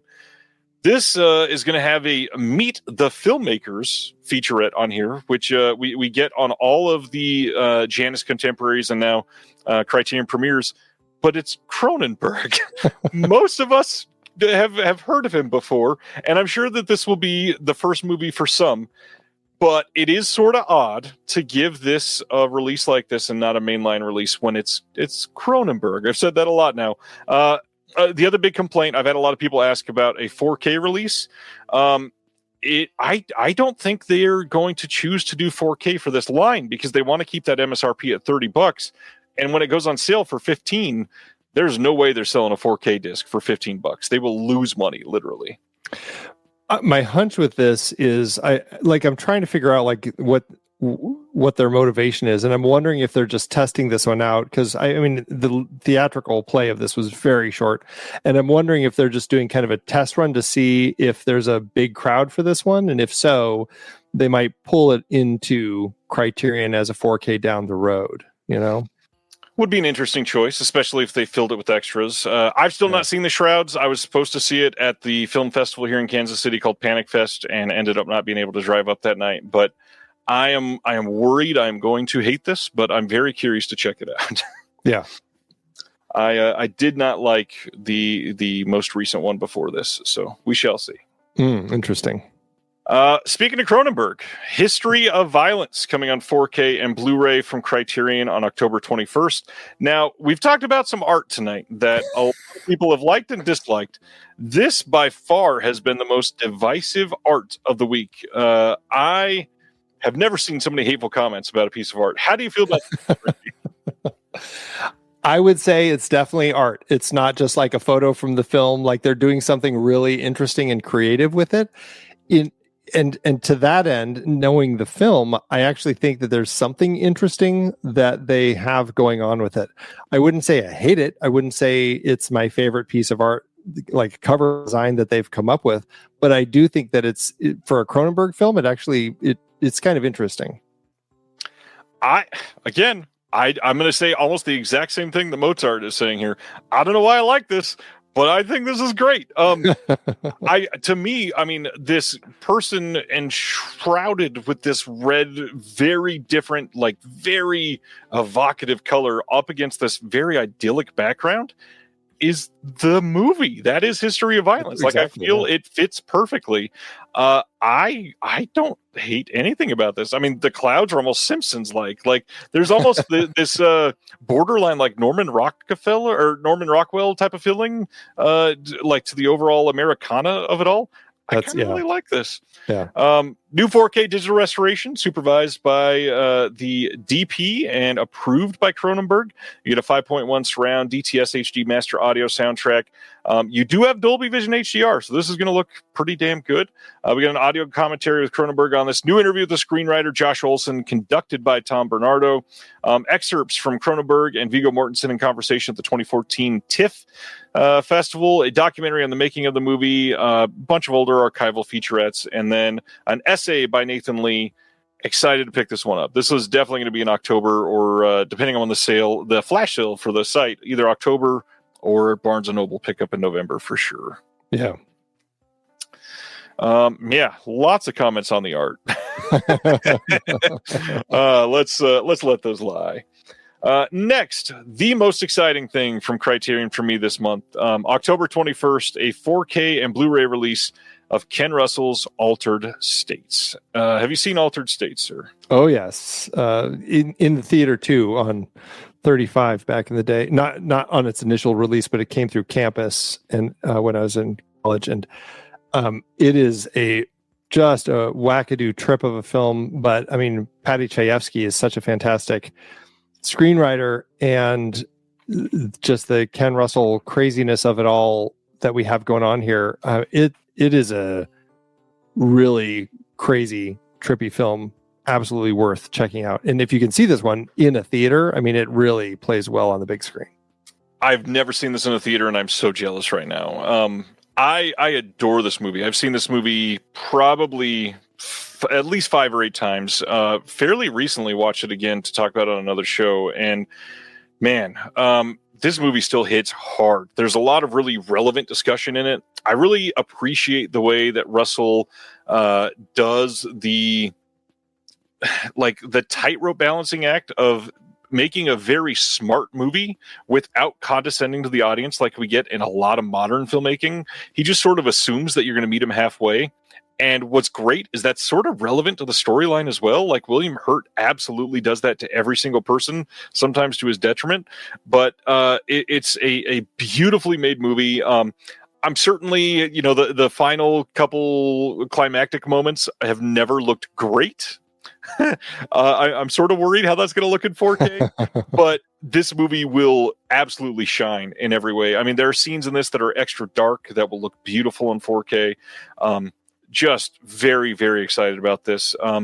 I will say, I don't see anything on this that tells me that there's a hint here, but this being a Warner movie directed by Ken Russell, I can't help but feel like we're getting actually closer to a release of The Devils. I'm not going to conjure that necessarily, but I feel like that might actually be a realistic possibility soon. Who knows? This is what their second Ken Russell film that they've put out? At least, I'd have to go check. Yeah, I can't remember if there's more, but yeah.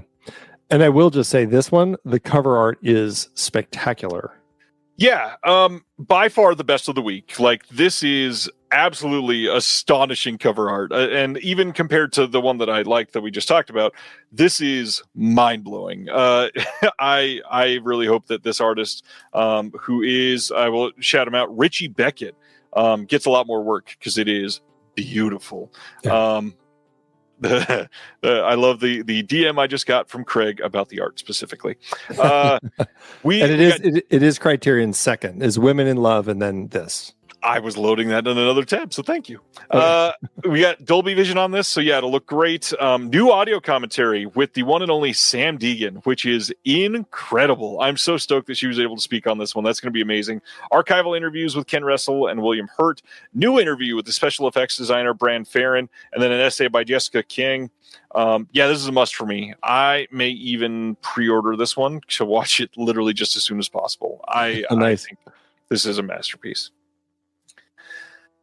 This is an odd one now. So October 28th, we're getting a 4K Blu-ray dual format release of Guillermo del Toro's Nightmare Alley.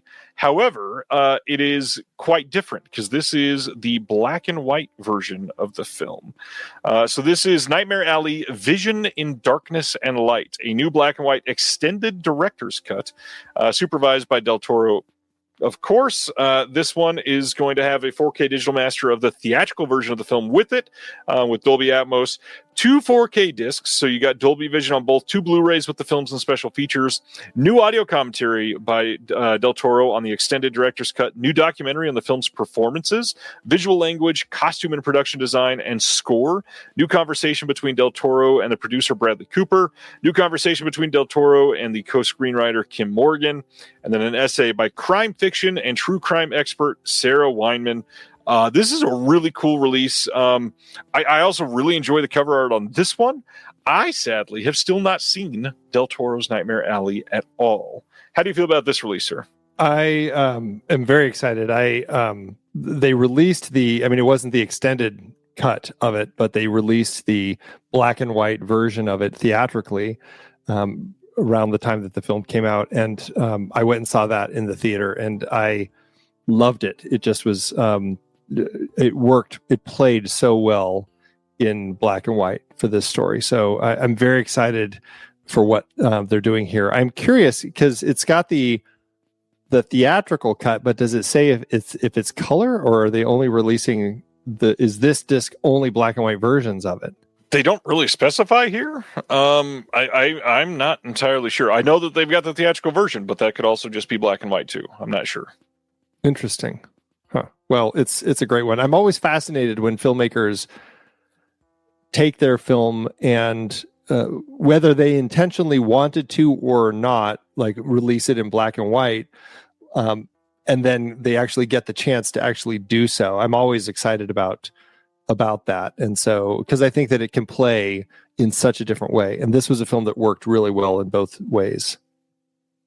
Ben is saying it will be color. That's what the theatrical cut was, guys. Well, I think that theatrical cut was, it was released black and white as well at the same time. So it could kind of go either way.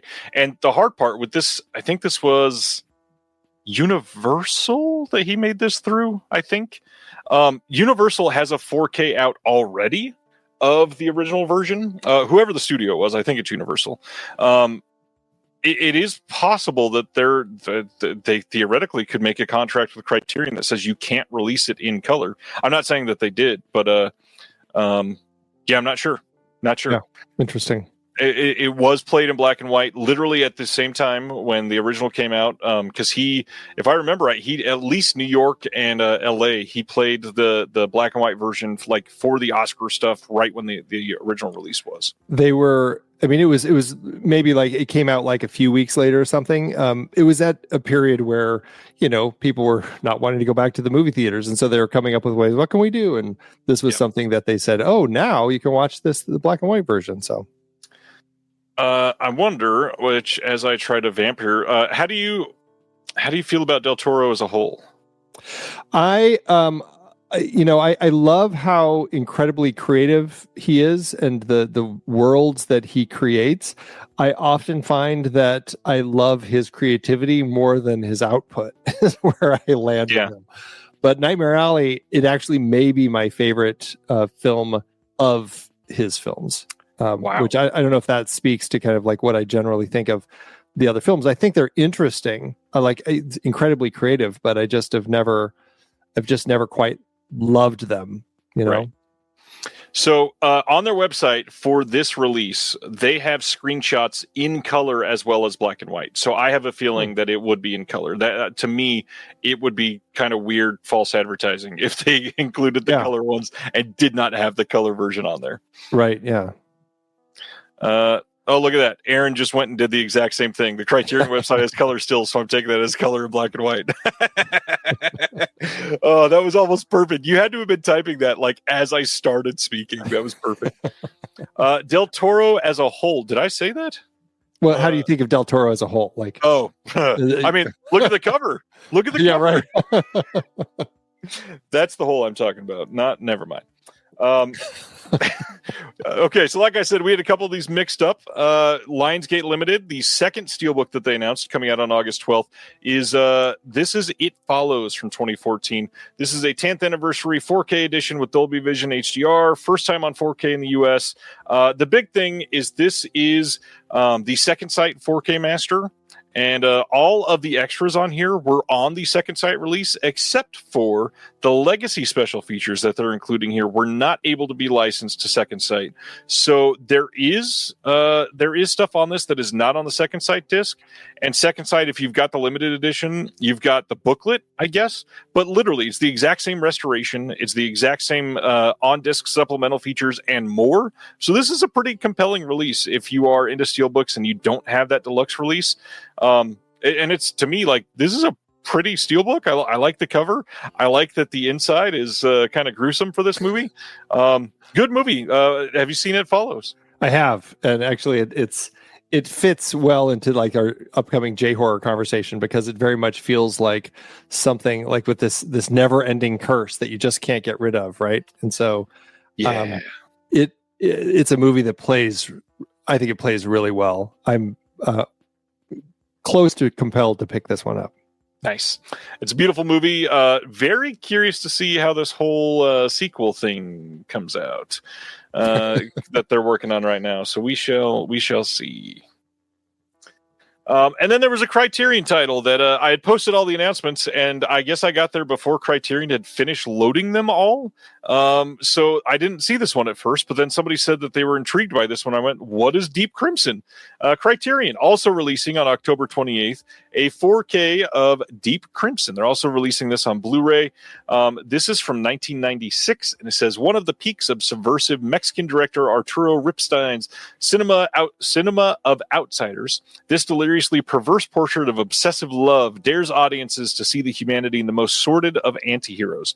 A lonely heart's advertisement advertisement leads lusty nurse Coral to Nicholas, a con man with whom she forges an increasingly intense, twisted bond as they crisscross 1940s Mexico, robbing and murdering the women he seduces. This sounds kind of incredible. I'm very curious to check this out. Love the color on this one. The cover art looks great. New 4K digital restoration of the director's cut, supervised and approved by the director. You get a 4K disc of the movie and a Blu-ray with the movie and special features. New interviews with the director and screenwriter. There's a panel discussion from the Academy of Motion Picture Arts and Sciences featuring the director and a couple others, hosted by Christina Venegas. Essay by film scholar Hayden Guest. And Owen Smith kind of killed the cover art on this, I think. Deep Crimson. Have you seen or heard of this one? I hadn't, but I mean, everything about it sounds so up my alley. It sounds like such a compelling, interesting, dark story, and so I haven't even heard of the director. So it's one of these that I feel like I just need to start with this director or start right here. Very curious. Lots and lots of good comments. So I agree. This sounds incredible. I definitely need to check this one out. The story sounds a little bit Honeymoon Killers-esque. Yes. Right? Yeah. Yes. God, I just talked about that one with someone else. And look, Corinne just commented on Oh, perfect timing. Okay, so Culture Shock Releasing, a company that we have not talked about very much over the last 2.5 years. They're still alive, and they just put out a re-release of the movie Thrust that they had released when they were a Vinegar Syndrome OCN partner label. Except it's kind of a re-release and kind of not. This is Thrust, the punk cut. So this is a completely different cut of the movie. It's also got new bonus features, and essentially the director was not happy with the previous release and wanted to do a bunch of different stuff. And so here it is. Now it can still be in print. They've got this available. You can pre-order this from the TerraVision website or the Greyface website. Lots of good stuff attached to this one. I think that people are going to be happy if you liked the first release. This is not just a re-release of the exact same thing. I think that you're going to be stoked that you're getting something different. At least re-releases are not great usually, but considering the difference, I'm okay with this. Yeah, sounds interesting. I've never heard of this one, but it sounds really interesting. Yeah, that's probably true of a lot of Culture Shock titles, sadly. Going to our next one. This is so far one of the more enticing Severin titles for me. They are releasing on Blu-ray Ferret Vampire from 1982. And this is going to be a really nice looking side-loading release. You've got the booklet with this and everything. This is the first time on home video in America ever. This is from Josh Hers, the award-winning writer-director of Morgiana, The Ninth Heart, and The Cremator. Cremator is amazing, by the way. And subversive genius of the Czech New Wave comes the disturbing shocker driven by cultural provocation, political paranoia, and a supercharged take on the vampire mythos, now on disc for the first time ever in America. And it says, when Ferret Motors introduces a new high-performance sports car, a trauma doctor investigates a bizarre theory that the vehicle is a biological machine fueled by human blood. That just sounds incredible. This is going to have a commentary by Michael Brook, who does great on Czech films. There's an archival commentary with Lars Dreyer Winkelmann that was revised and re-recorded in English, actually. Wow. There is a person undergoing a strange sequence of events. Actress that is in this remembers the film. There's a piece with a screenwriter. Legend of the Blood Car visual essay by Stephen Broomer, who does a lot of experimental filmmaking under his label up in Canada. So that's cool to get him on here. Some archival interviews and a look at the prototype that was used for the ferret in this movie. There's also a 1992 Czech TV movie based on Vampire Limited author Josef Nizvaba's 1966 short story Morder. That's really damn cool. And then there's a booklet with the original short story that was in this, and then a new introduction by Czech science fiction historian Ivan Adamovich.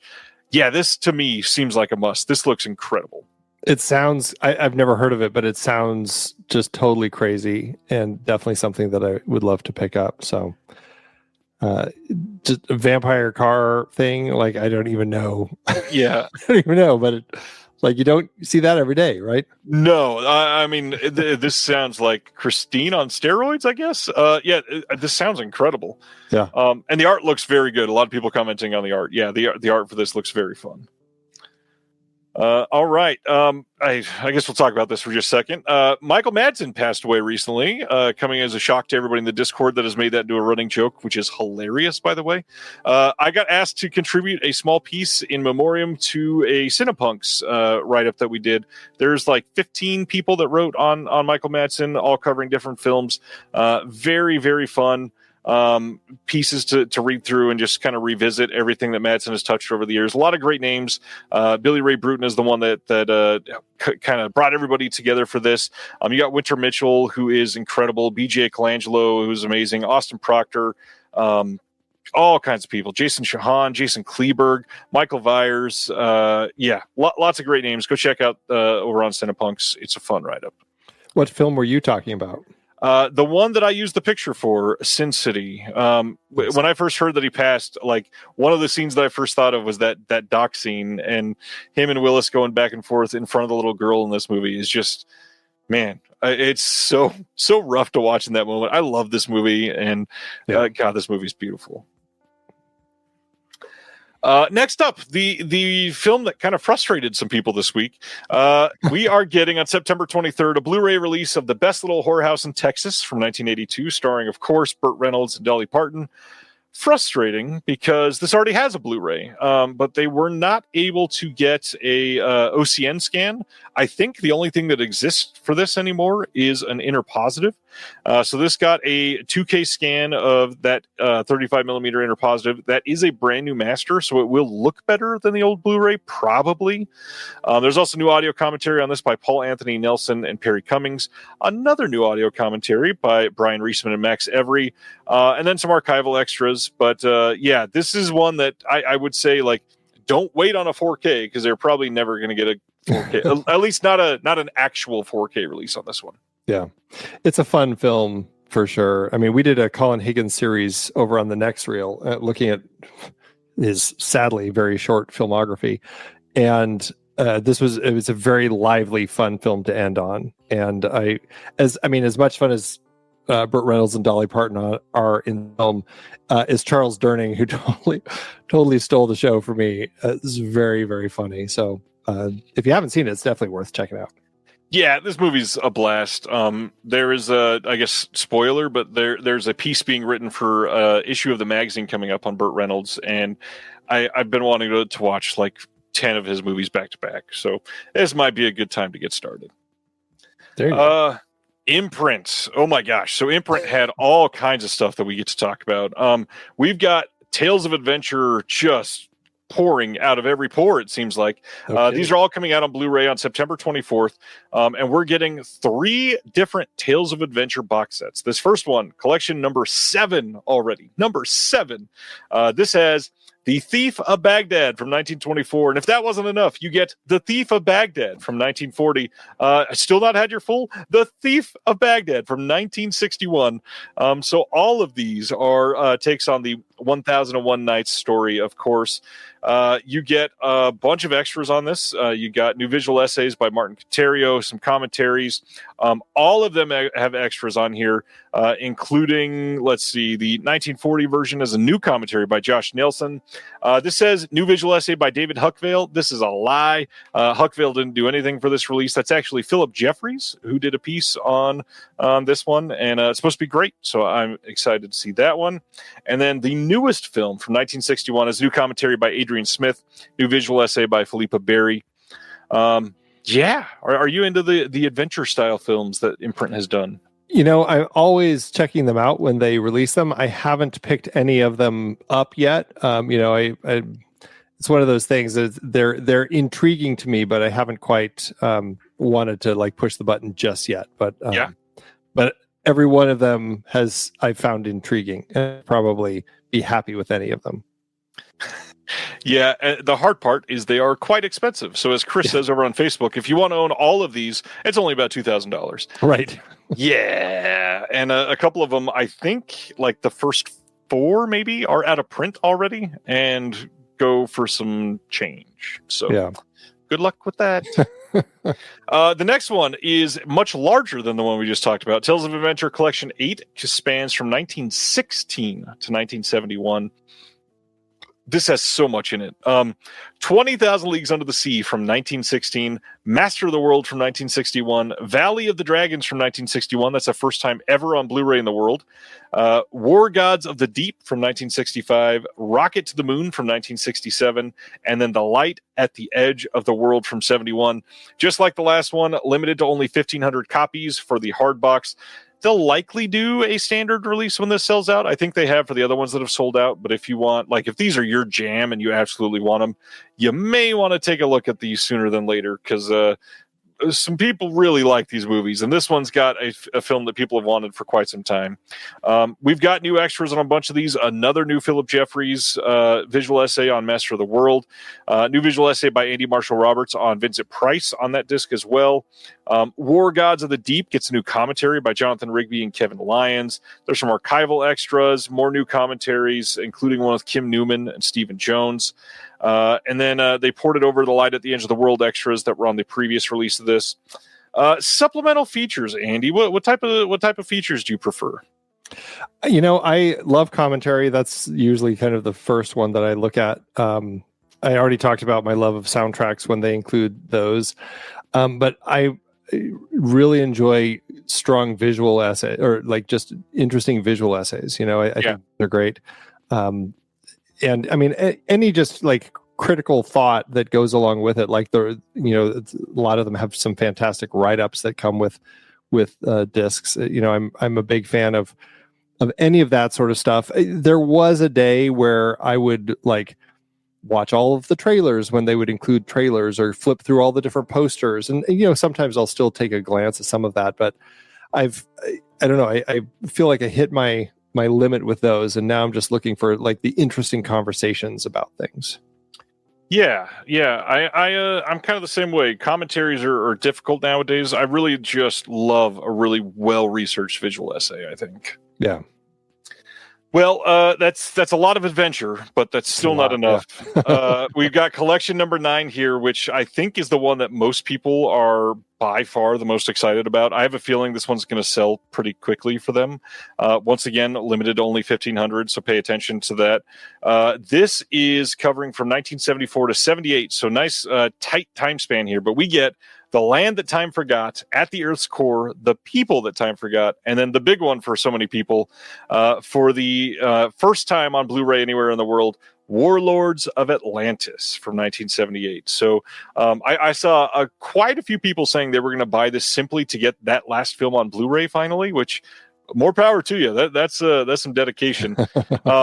Again, lots of new extras. We got new commentary by Kim Newman and Stephen Jones, new interviews with the director, Kevin Connor, who directed this in 1974. That's pretty freaking special. More new commentaries and interviews. There's just a lot. Like if this is your type of film, Imprint is giving you a lot of value with these movies for sure. And The Land That Time Forgot is the only one of any of these 3 sets that I've actually seen, and it's it is a fun movie. It's kind of crazy, but it's definitely one that I would like. That is the one that would pique my curiosity to pick this set up. Yeah, and I mean, we were talking about bad art earlier. I just want to shout out how great these old school poster art always were. Like for some of these movies, the poster is the best part of the film. Sure, even if half the stuff on the poster doesn't actually happen in the film. Almost never. But I also love too that Imprint is kind of embracing that craziness on the actual box art too. These are great looking sets. Yeah. More Imprint. We've talked about this before. Bewitched, they're putting out 2 seasons at a time because they're really restoring these properly. They're going above and beyond to do it right. And so on September 24th, they're doing the 4th set of these. We got seasons 7 and 8, covers 1970 to 1972. This is an 8-disc set. You also have a 126-page hardcover book for all of you hardcore Bewitched fans, which there's still a lot of people. Yeah. This has some new extras on here. There is 54 different episodes, all restored by Sony, and they're going to look incredible. I mean, yeah, Imprint does really great with TV work. I'm just glad to see a boutique putting time and energy into TV, which does not happen all that often. And Bewitched, I mean, it was a staple, growing up. I mean, I couldn't tell you how many episodes I've seen and didn't see from all the reruns that I watched as a kid. But I mean, I watched a lot of Bewitched. Yeah, I feel like Bewitched and I Dream of Jeannie and I Love Lucy and probably one other show were on every single day when I got home from school for, I don't know, 24 years straight, something like that. Happy Days was in there. Revival House says, hey, Ryan and Andy, follow you on Twitter. Just found you on YouTube. You guys are great. Oh, look at that. Thanks. A lot of pressure. Thanks, I know. It's like, We'll try to keep doing okay. Next from Imprint. Yes, we're still on Imprint. Space 1999, which they have done as the big box set release previously. This is now coming on September 24th for a Blu-ray of Super Space Theater from 1975 to 82. This is where they took some of the episodes and re-edited them into essentially TV films. And so we've got Destination Moonbase Alpha from 78, Alien Attack from 79, Journey Through the Black Sun from 82, Cosmic Princess from 82, and then Spazio 1999 from 1975. You get a 5-disc set, a 100-page hardcover book with the comprehensive guide to every movie, housed in a limited edition hardbox. If you love Space 1999, there's extras on these. They're going all out to make these incredible. I don't even know what to say. Like, there's just so much stuff. That is incredible. Yeah, it's just truly mind-boggling the amount of work that they put into cranking these out. Yeah, it's a lot. Craig is pointing out those Imprint Adventure collections aren't that pricey. $78 USD for 4 films seems pretty fair. That is for one of them. One of them is $58 because it's only 3 films, and then the one that's 6 films is $117. And honestly, I don't think any of them are crazy overpriced. The hard part is if you only want one, you got to pay for Australia to wherever you are shipping, which suddenly 78 is now 98, and that's where it starts to get a little crazy. However, if you're buying a whole bunch of stuff from Imprint and you're getting free shipping, it's worth it. Pile it on. Get like 5 or 6 releases, and suddenly you're getting an absolute steal because you're not paying for shipping, and it's going practically the entire world. Right. Yeah. Okay, that's finally all of Imprint, and we go from that super niche action adventure stuff to Batman: The Dark Knight trilogy. Nice. So on this fall, we are getting a library steelbook re-release of the Dark Knight trilogy, which clearly everybody wants another release of these on 4K. These are all the exact same discs. There is nothing brand new in these. This is just if you are a Nolan superfan, Batman superfan, and you really want these bright white steelbooks for these very dark movies, this is the way to do it. The US release of this will be an Amazon exclusive. Over in the UK, this is available on Zavi, will be a few other places. No idea about Canadian release or anything like that, but this is going to be pretty widely available. If you really want this, you'll be able to get a copy, I promise. Nice set. Speaking of a nice set, this is one that I think many, many people are very excited about this week. August 5th, which keep in mind, that's only in like 3 weeks. This is very soon.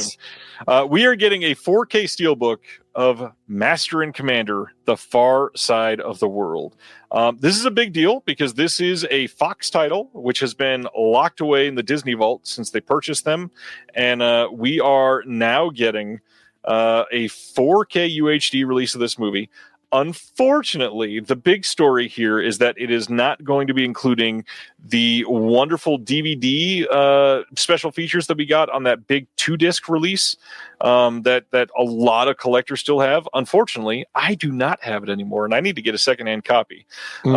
Because this is not going to include all those bonus features. Like, there's a documentary and everything. So this thing is coming. It's going to have a wonderful looking steelbook. I actually think this is a really classy release. The UK is getting this exact same steelbook and a standard 4K release. So if you don't want a steelbook, you're going to have to pick up the UK one. It is very much like Kingdom of Heaven for some reason. If you love this movie, this is going to look amazing. It's going to have Dolby Vision. It looks impressive. You've got immersive audio. Like, everything about this is going to be a stellar release, guaranteed. Yeah, this is such an amazing film. I'm very excited about this one, and I do have that 2-disc box set that you were talking about. But Nice. I'm still tempted to pick this one up just because it would be so beautiful. Such a great film. ZPAM says that Dark Knight trilogy set is on Amazon Canada. Nice. So Canada will get a release. Orbit is not taking pre-orders for Sony and Disney steelbooks. It's a bummer, but I get it. They want to make sure they can fulfill. And that's the hard part with these.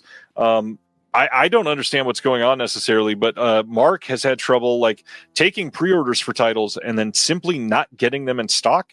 And that causes giant problems on the back end. I mean, refunding people, you're paying credit card processing fees, and you can't charge that to the customer. There's a lot there. But this one, I gotta find a way to get a copy of. Absolutely. Okay, so we talked about another replacement program. Let's talk about the issues that have plagued TerraVision over the last couple weeks. So this is kind of crazy. One of their titles, the one that you can see on the screen right now, Suddenly in the Dark. This was announced in January, and this title has essentially been cursed for us. This has caused so many problems to just completely spiral. So let's go through it. The first thing, The Devil's Sword. This is a movie that I produced a bunch of the special features for. I've been excited to get this in hand for so long.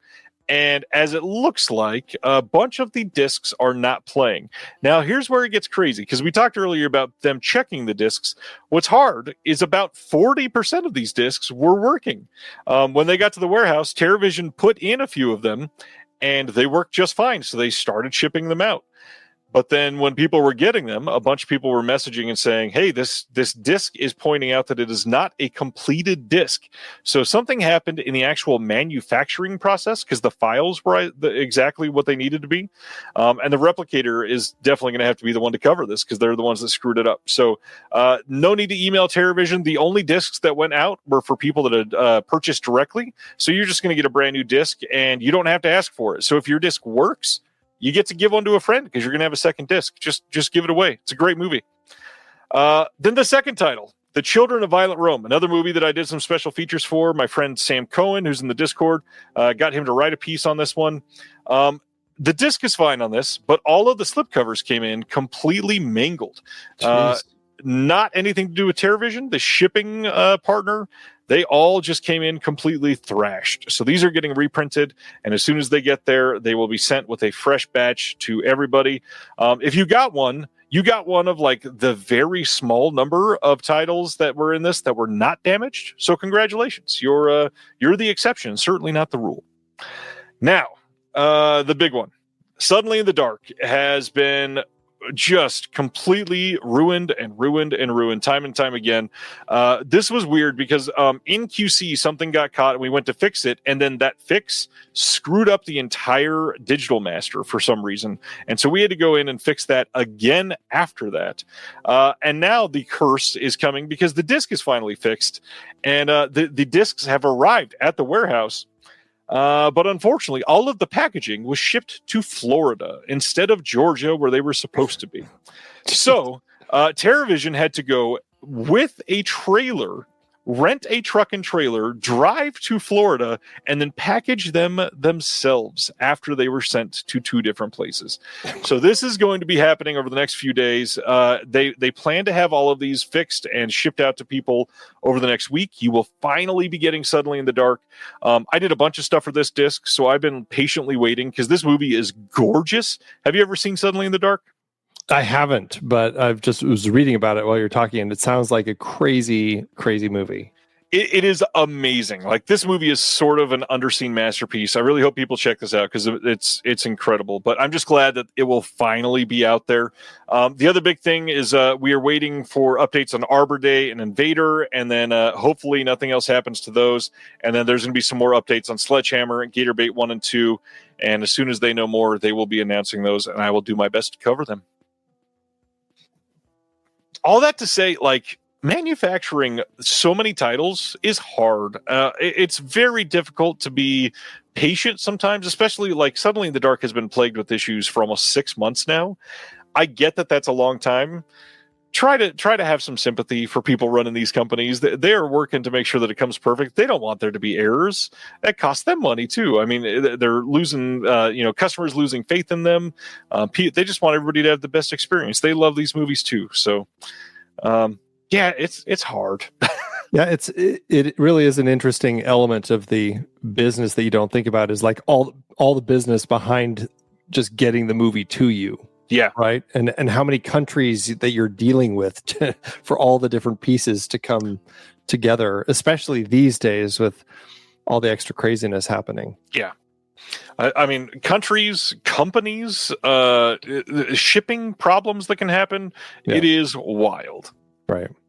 Speaking of wild, let's go to our next one. This is one of the most sought after titles for the last couple of years because Kino announced in October of 2023 that they were releasing the 4 Ilsa movies on 4K, and we finally have details on the very first one.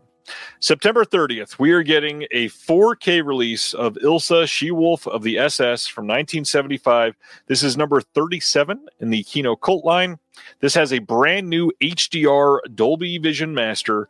There's an audio commentary by the actress Diane Thorne, the director Don Edmonds, producer David F. Friedman, moderated by Martin Lewis.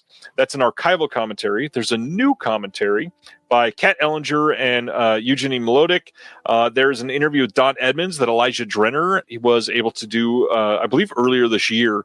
And then a trailer. Now, a lot of people was thinking that these were going to be a box sets. Now, we are still going to get a box set. Kino has said that in the various forums that they've been talking about this and commenting. The hard part is we have no idea when. They're not going to do a box set until all 4 of the standalone releases have been released and people have bought all those up, and then they will put them all together in a box set. So make sure if you're wanting all 4 of them and you want to save some bucks, it will likely be at least slightly cheaper. The hard part, you've already waited almost 2 years for this is to come to fruition.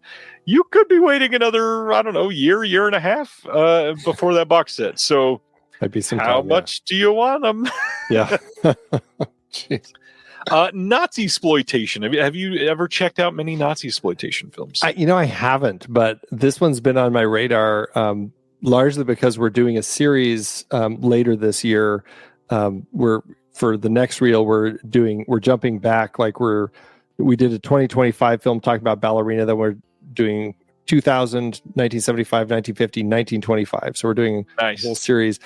And for 75, we're doing like pioneering visions in global cinema. And I was really tempted to include this on the list.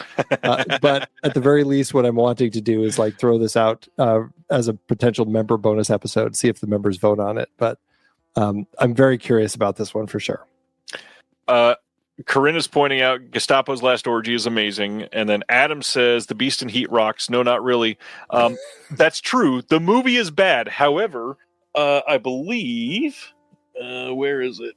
Is that the one that's got the documentary on it? So The Beast in Heat. Yes. So this release from Severin of The Beast in Heat is the one that has, it's called Fascism on a Thread, The Strange Story of Nazi Exploitation Cinema, new feature-length documentary. You should own this disc for that documentary. I really should. I definitely need to the movie's not great, but the documentary is good.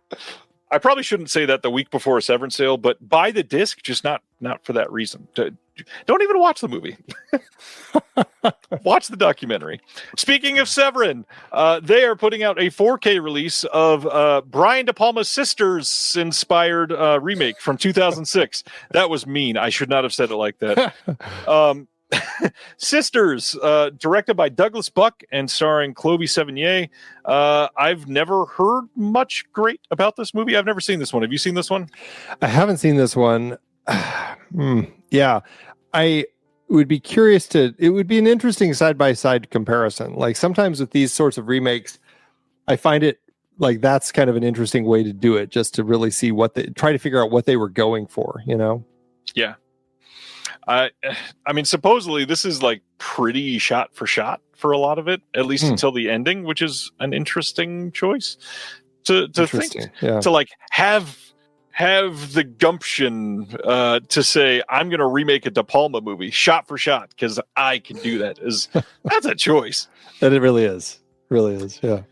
So this is going to have an audio commentary with the director and with David Gregory of Severin. There's an archival documentary on here as well. This will have a soundtrack CD, just like we talked about with the other Severin stuff. There's some archival extras on the Blu-ray release, including Glass Eye Pictures presents Tales from Beyond the Pale: Hidden Records by Douglas Buck with Kevin Kline and Tony Todd. I'm not sure what that is, but I kind of want to check that out. Interesting. It sounds very interesting. Yeah, this is one that I'm more curious on the features than the film, I think. Yeah. Again, it would be interesting to kind of just look at and see what they were intending to do with it. But yeah, I love the comments here. Gary says, yeah, that worked out well for the Psycho remake. And then Sibner says, like someone tried to remake a Hitchcock film shot for shot, but who would ever do that? What I always say with that is, like, if I were Gus Van Sant and a studio offered me the chance to do that, hell yeah. Like the things that you could learn as a filmmaker of actually crafting like a Hitchcock film shot for shot. Like, I feel like he probably learned so much in the process of just how to cut a film, construct it, everything. That, I mean, it's just like invaluable, and you're getting paid to do it. Like, I would absolutely do it. But yeah, then you have the result, and you have to live with that, I suppose. The ramifications of remaking a master's work. Oh boy. Next one, man, I'm very curious about this one because I have never seen this movie, and I'm sure many of you in the chat have. Very curious because I seem to really like Kevin Costner's, at least around this era. I know that he's kind of an asshole right now. But October 7th, we're getting a 4K steelbook from Sony of Silverado from 1985. Now, this coming from Sony, I guarantee this is going to look amazing. Of course, it's a steelbook only release, which sucks. I'm not standing up for that at all.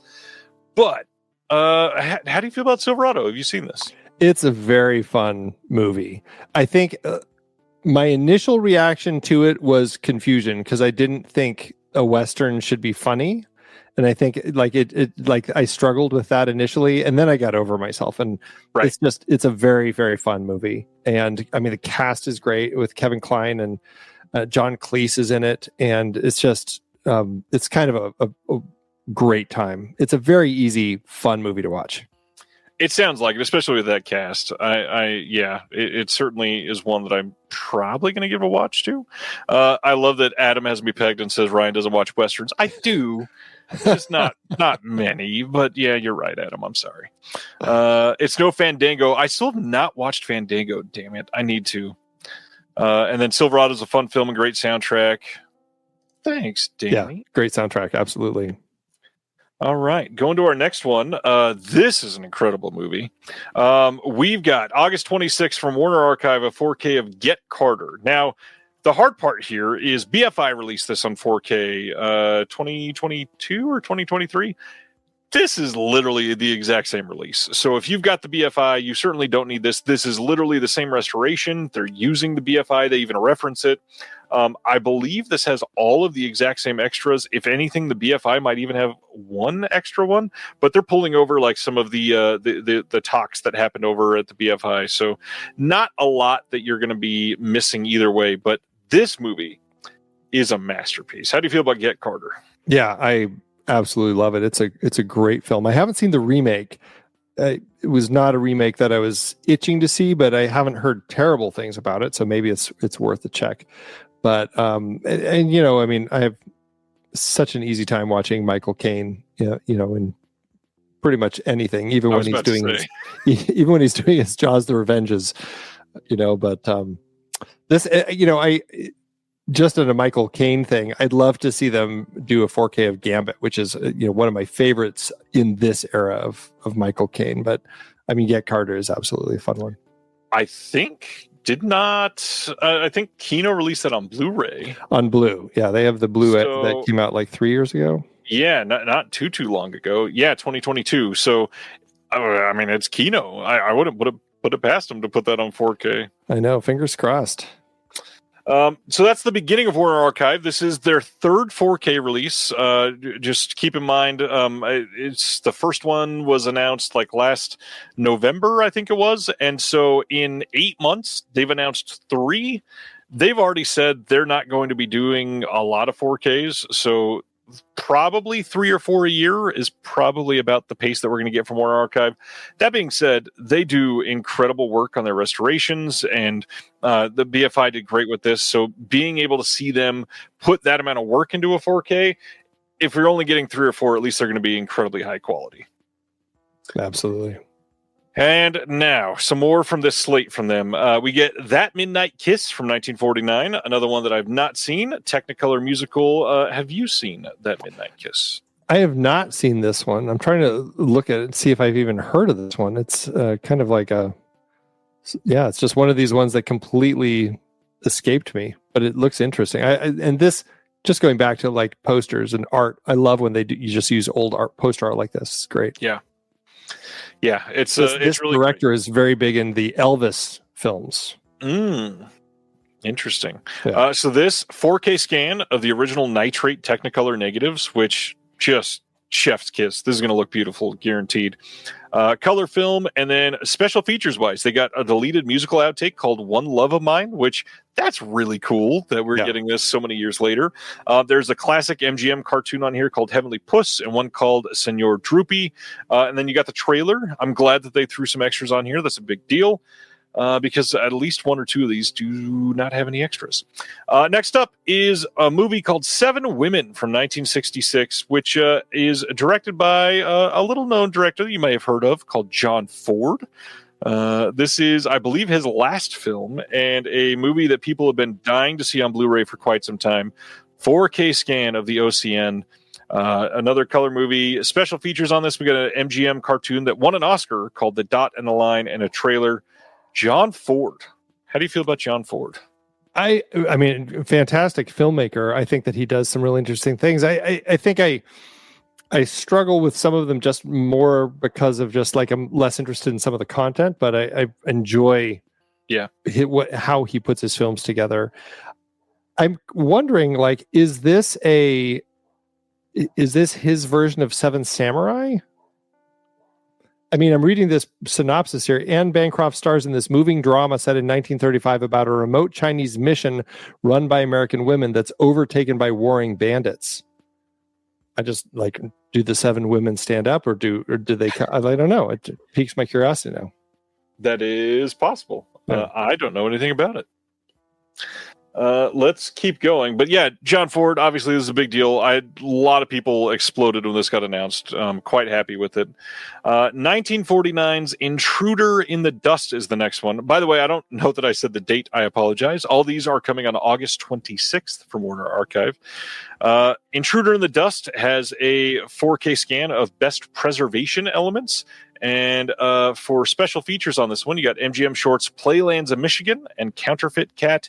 Not a lot I know about this one, but I know that I've seen this poster many, many times. I'm glad they're including this. It's a Clarence Brown film. I don't know anything about this, though. Do you know anything about this one? No, I'm just looking at I mean, it sounds like an interesting one. So this might be one worth checking out, too. Warner Archive pretty much only puts out the stuff that they can make sound interesting, at least, I will say. True. The other one that I'm excited about this drop is 1943's The Hard Way with Ida freaking Lupino. This is a powerful film featuring an unforgettable performance by leading lady Ida Lupino. The Hard Way is a gripping drama that in certain ways is a precursor to the same story dynamics to be found years later in the remarkable musical play Gypsy. Lupino takes center stage, so to speak, as Helen Chernin, a strong-willed woman who wants to get herself and her talented kid sister Katie out of their jerkwater hometown. And if that means using people and throwing them away, that's what Helen will do. It's got a 4K scan of the original nitrate negative as well. And as far as extras, you get nothing. Yeah, I mean, anything would have been nice to see on the disc. There's a lot of people that would love to work with Warner Archive for freaking free. Yeah, the hard way. Ida Lupino. Any Ida Lupino love for you? Yeah, I mean, she's a great performer, and I just think that she's. I've seen too little of, I think, is probably what I should say. But I've enjoyed seeing her in stuff, and it would be. This sounds interesting, so I'm very curious now to check this one out. Yep, and if that was somehow not enough from Warner Archive for you. What is possibly the biggest release for them this month, especially in terms of running time. We are also getting the Huckleberry Hound Show, the complete original series. This is an 11-disc collection running 2,175 minutes. This is wild. This also has black and white commercials interspersed in all the color cartoons. There's some special features. We got these are all ported over from the DVD. We got Huckleberry Quotes, the remix, music video celebrating memorable hound quotes. Huckleberry Hound, a linguistic masterpiece. Hound speak as humorously interpreted by a linguistics professor, which, oh my gosh. The legendary sound of Dawes Butler, an affectionate remembrance of the brilliant voice artist who lent his talents to voice Huck and Yogi, among many other beloved characters. This, for me, to get all 68 episodes of the Huckleberry Hound Show in one collection on Blue is kind of amazing. Brand new HD masters from the original camera negatives for all of these is huge. And for somebody that loves animation, I cannot wait to own this. I loved Huckleberry Hound as a kid, like these cartoons and Droopy Dog and just like all of these sorts of characters were so fun. And so this is pretty exciting. This is an exciting one to see. Another one that made a lot of people comment and get very excited about. But again, 11 discs. This is going to be a little more expensive than Warner Archive stuff usually is, but it's 68 episodes, all brand new remastering. I don't normally say this, but like this is one that I'm going to support simply to support because I want them to keep doing stuff like this. Yeah, absolutely. That is it for Warner Archive. And we go from Huckleberry Hound to frickin' Martyrs from 2008. Quite a shift. A little bit of a shift. October 27th, Eureka in the UK is releasing the new French Extremity masterpiece from 2008, Martyrs. This is going to get a limited edition hardbound release that is limited to 4,000 copies. This will have a 4K and a Blu-ray disc. This is the uncut version of the film. It says new artwork, which I think is great, although I guess the front cover is slightly spoilerish, which is a little tough. This has a 100-page hard case, 100-page book featuring new cover art and everything. Lots of new writing, new extras on here, new commentary with Nia Edwards-Bay, co-director of Arbitoire Home Horror Film Festival, new interview with one of the actors, new interview with new French extremity expert Alice Haylett-Bryan, new visual essay on Martyrs and Body Horror by Xavier Aldana Reyes, then a bunch of archival extras. This is amazing. How do you feel about Martyrs? Have you taken the time to sit down and watch Martyrs? I have not seen this one, but it's been on my list forever. I saw it, I don't know, ages ago on one of those best horror films to check out of the decade or whatever. And so it's been on a list for me. It's sitting in my watch list. I absolutely need to check it out. And the new French Extremity is such an interesting kind of a subgenre that I would love to explore also over on CinemaScope. I just again haven't gotten around to it, but this one really fascinates me. I might pick it up just to give myself the reason to finally watch it. I was about to say that would be a pretty incredible CinemaScope episode because you can cover most of the genre with your bonus episode and with the regular episode total. So yeah, we might have to talk after.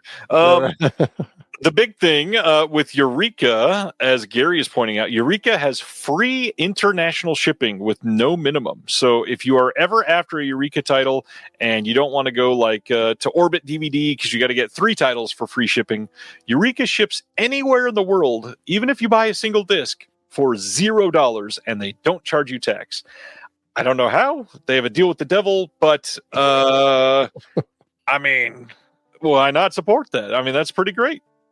No kidding. That is how do they? That's wild. I don't know how, but they do it. And the crazy thing is that if you like pre-order 5 titles and they come out at different times, they ship you each one as they're available. Wow. So you never pay for shipping. You get 5 shipments maybe. I don't know how they do that. That's wild. So Martyrs, I know that a lot of people have never seen this based on reputation alone. I will say this is a very bloody movie. It is a very gory movie. However, this movie is a deep movie. It is definitely one that I think is important for people to see. I adore this movie. I think that it is a tough watch, but one that most people should, if you think you might be able to handle it. I love that Stan says, I must have this, but I will never watch it. Once is enough. And I get that, but like I could watch Martyrs probably once or twice every couple of years at least. Yeah, I need this on 4K. This is going to be beautiful. The Shark Hunter is the next title coming from Severin as part of their sale. The Shark Hunter is from 1979. It will also have the soundtrack CD, as they're doing on many of these releases. Special features for this, we got a reunion between Enzo G. Castellari and the actor Franco Nero, some big names in this one. We got an interview with the producer Enzo Doria. There's a trailer and then the soundtrack CD. And this is so cool that they have now done 3 different shark movies as part of just this one sales slate. And we'll talk about that more in just a minute. But yeah, the Shark Hunter, I'm sure that this is probably not one that has passed your radar. I mean, look at that. Look at the art right there. Like it makes me want to push play on it. It's just, it's like these movies, like they've tapped into something with this crazy, just the weird and over the top nature of these Italian films. And so this is one that I really want to see.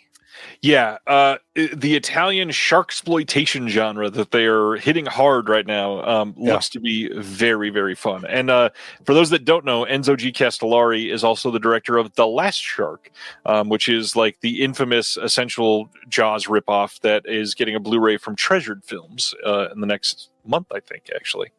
So lots of shark stuff right now if you're super into it. Next up, Kino Lorber on September 30th is putting out a 4K and a Blu-ray set and single releases of the Airport 4-film collection. So you can buy each individual movie if you only like the first one or the Concorde or whatever, or you can buy all 4 at once in a set. The set will have this sleeve style packaging, which I kind of hate, instead of cases, and it will also have a booklet, or you can buy the standalone single releases with the slip covers. Really good looking release overall that they're putting this out. I'm glad they're doing it. But the films, this is a big deal. We've got Airport. We've got Airport 1975, Airport 77, and then The Concorde, Airport 79. Disaster movies from the 70s. How do you feel about these? They are fun. It is definitely its own whole subgenre that popped up at that period of time. I have a lot of fun with these movies.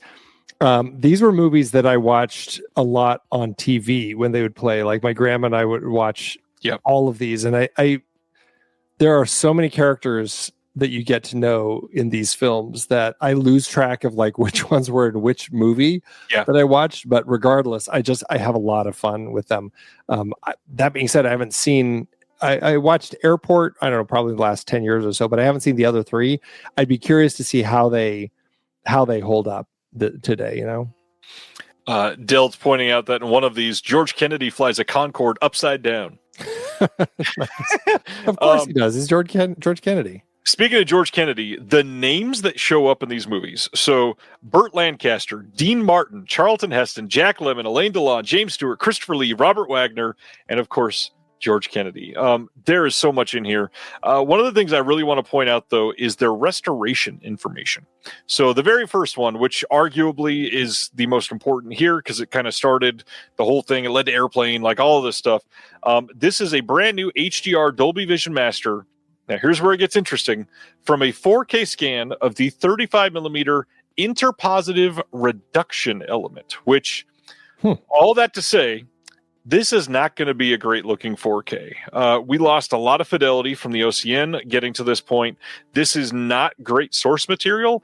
And I have a feeling that they really just needed to put all 4 of them on 4K to make the set work, because really this probably shouldn't have had a 4K with that element being the best that they got. They probably should have only done a Blu-ray for that one. The other 3 sequels, though, 4K scans of the OCN. So those are all going to look pretty great, guaranteed. We got new commentaries on all 4 movies from people like Julie Kurgo, C. Courtney Joyner. We've got Steve Mitchell, Nathaniel Thompson, Peter Henkoff, Julie Kurgo again. Lots of good stuff here. Craig says reduction element, was it shot in 70? No, I believe it was shot in 65. Which, again, not great here. Not great. It looks like, look on Wikipedia. It says 70 millimeter Todd AO.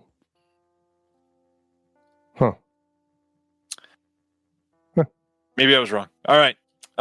70 millimeter reduction element for a 4K. Yeah, I'm very curious to see how that one looks. I want these because I love 70s disaster movies, but now I don't know if I should just maybe swing for the blue for the first one. So we'll see. Yeah, I'll wait on reviews. That's for there sure. You go. Yeah. This looks really good, actually. August 19th, Wellgo USA is releasing Invincible Swordsman from this year. This says, fabled swordsman Ling Hu Chong was ready to retire his sword when a chance encounter with the dangerous cult leader forced him back into the action. As the evil Invincible East threatens the peaceful realm of Jianghu with her demon cult, Chong picks up his weapon and defends the land with a ragtag crew of misfit warriors and this mystical wuxia throwback, starring Tim Hoying as Chong, Zhang Yuqi as Invincible East, and featuring a guest appearance from the one and only Sammo Hung in 2025. Wow. This looks great. Watch the trailer. It looks really fun. I'm very curious about this. Oh, there you go. Gary found the answer. It was shot in 65, but it was made for 70 millimeter prints. There you go. I wonder, does the 65 millimeter exist still on Airport? Because you could have scanned that. Yeah. It's an Academy Award nominated movie, and so you'd think that they would put some money behind it, but I don't know. It could just be it doesn't look pretty. I don't know. All right. So Invincible Swordman, this looks great. Watch the trailer. It looks really, really fun, actually. Yeah, it sounds great. We only got a couple left. The next one is The Night of Death from 1980. This is coming on September 8th on Blu-ray in the UK from Nucleus Films. This is part of their European cult cinema collection. This one sounds super interesting. I've not seen that this got a different Blu-ray, so very curious about this. New transfer in 1.66 ratio from the original camera negative. They're very specific about that. This is the uncensored version with the new audio commentary with Jonathan Rigby and Kevin Lyons. There's some archival extras on here, and Nucleus has been stepping up and doing a couple random releases that seem to be pretty good. So I like the poster on this. Yeah, the poster, it's a really nice poster, kind of with the river of blood coming down from the house and everything. And it looks really interesting. I haven't heard of this one, and but it's one of those that, like, the poster, just the cover art alone would make me curious to pick up. Yeah, looks like a very nostalgic poster for sure. Yeah, absolutely. Arcane League of Legends Season 2 is getting a release from Shout Studios. This is getting a 4K Steelbook, a Blu-ray Steelbook, and then a standard Blu-ray, all in the U.S., coming on October 21st. You can pre-order those now. I know nothing about this, but I know that a lot of people seem to love the show. So Arcane League of Legends. Yeah, it's a show I've heard good things about, but I haven't checked it out. Okay, so the shark exploitation stuff. After all of this, Severin came out and said, "Listen, we're putting out 3 shark movies that are all Italian shark exploitation films.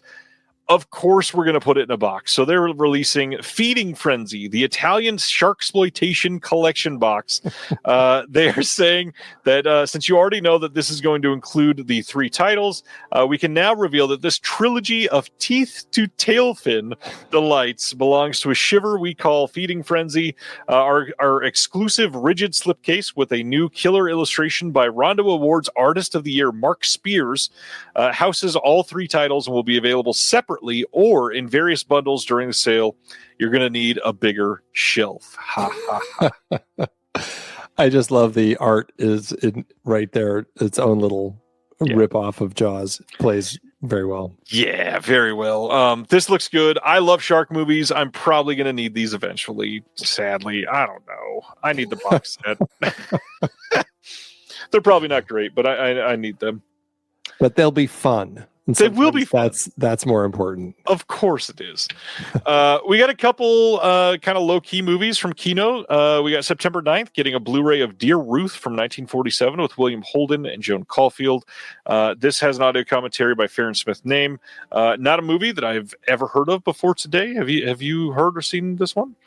No, but I want to say this is one that I think it falls into kind of that period of like the war, like positive support for the war type of films that were coming out at the time.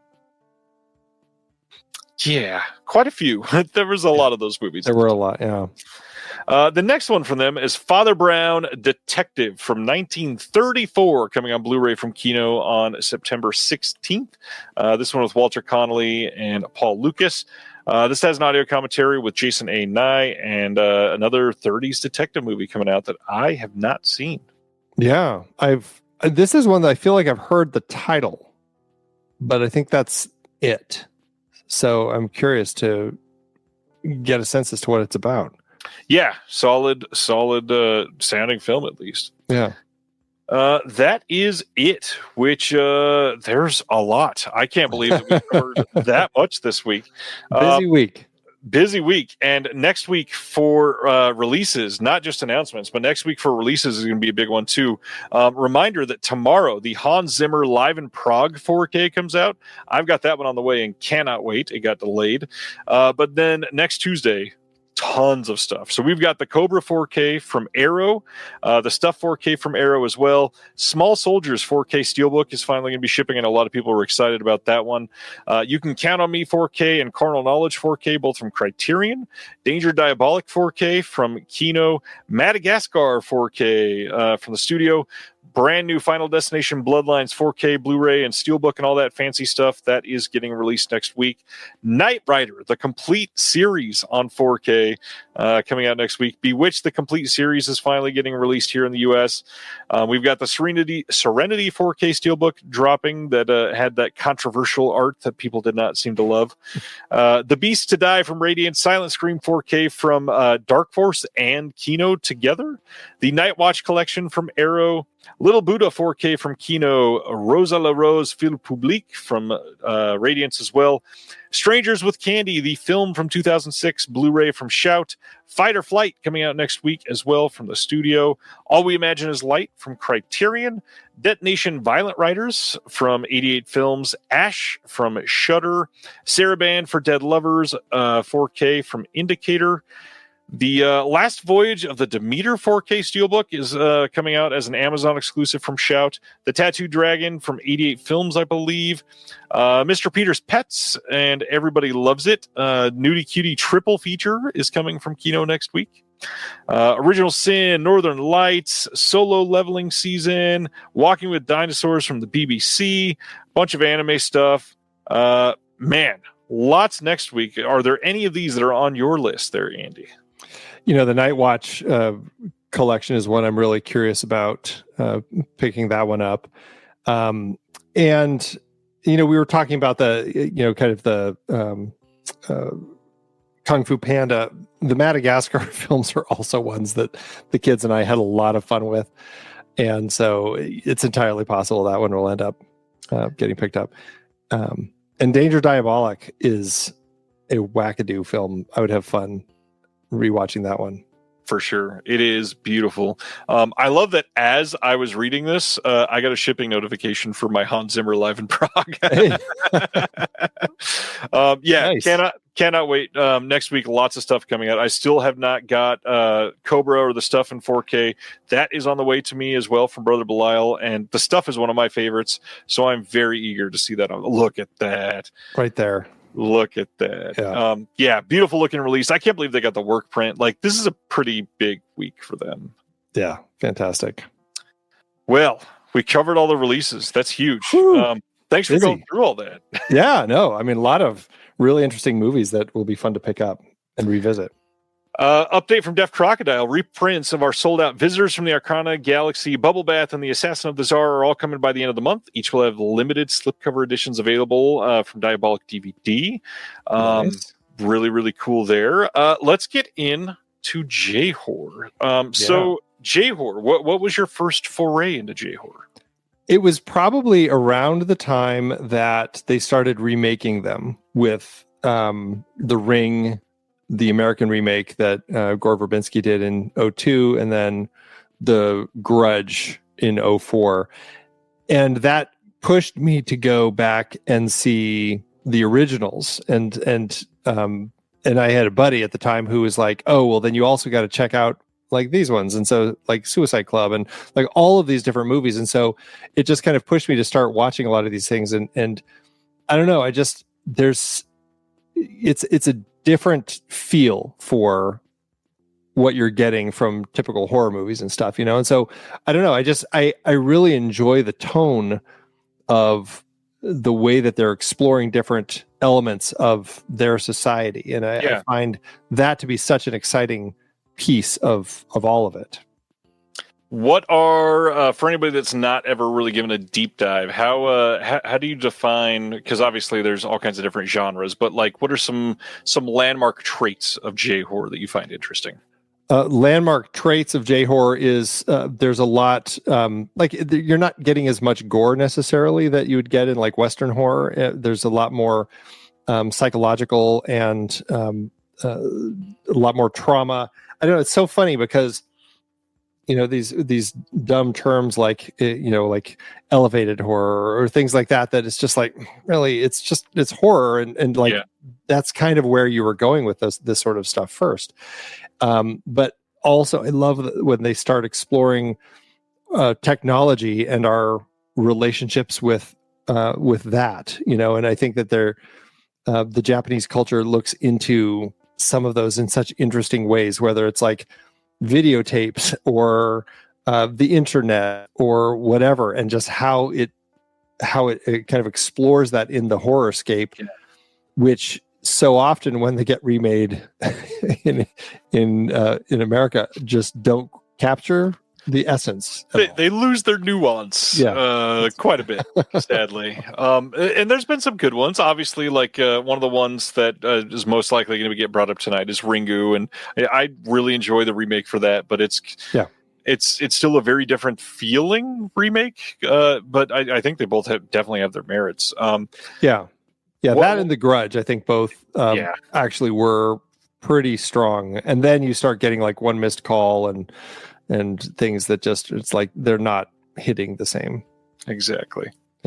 One of the other big things that you see a lot in J-horror is this focus on the supernatural in a very specific style of way. Like the J-horror depiction of a ghost is a very common thing that has become troped overall, and it is something that is probably going to come up in at least a couple of these that we're talking about tonight. Oh yeah.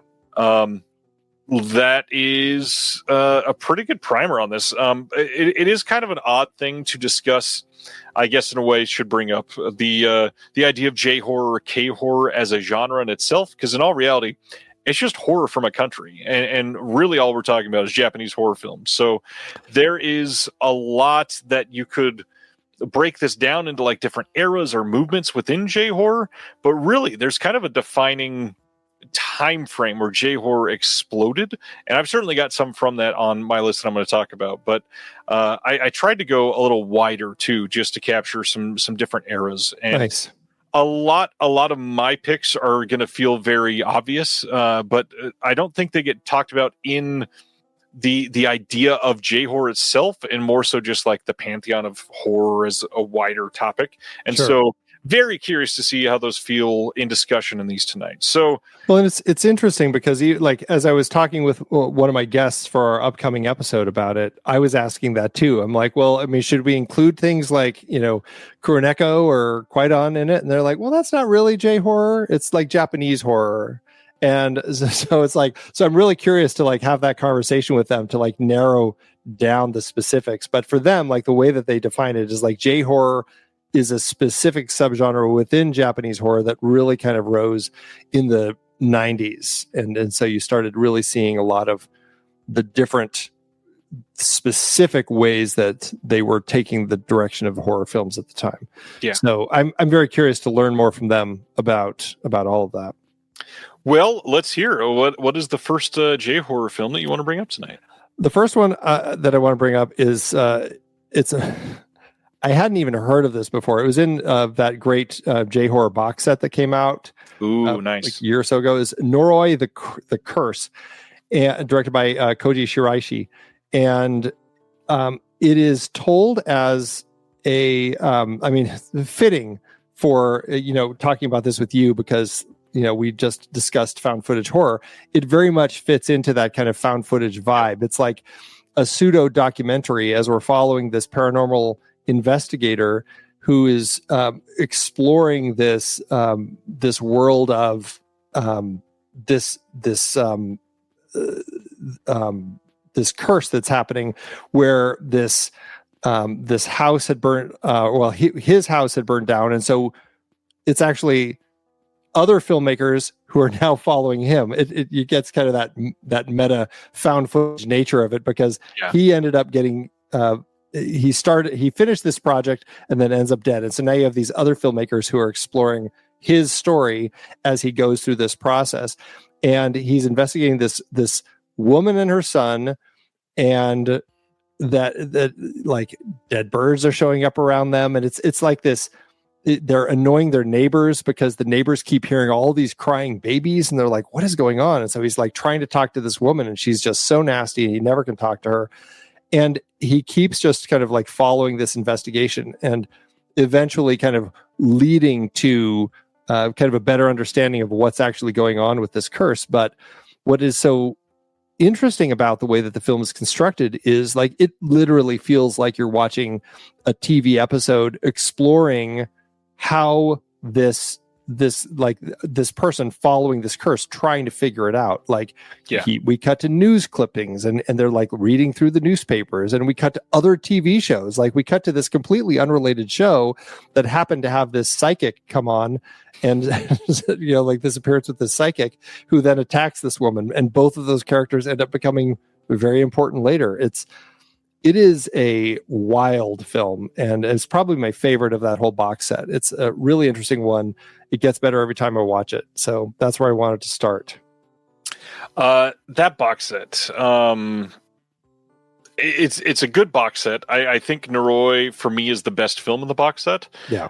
It is quite enjoyable. This is a really good, if you're not going to start with one of like the giant names like Ju-on or Ringu, I think Noroi is actually one of the better starting points to get into J-horror because it's a very good bridge film because it feels a bit Western in some of the ways that it's shot and some of the ways that you can like ingest this movie, but definitely has roots in J-horror that are very, very important here. I love this movie. I think that this is a very, very great choice to bring up here. That box set from Arrow is big. I hope they keep doing more, or somebody does.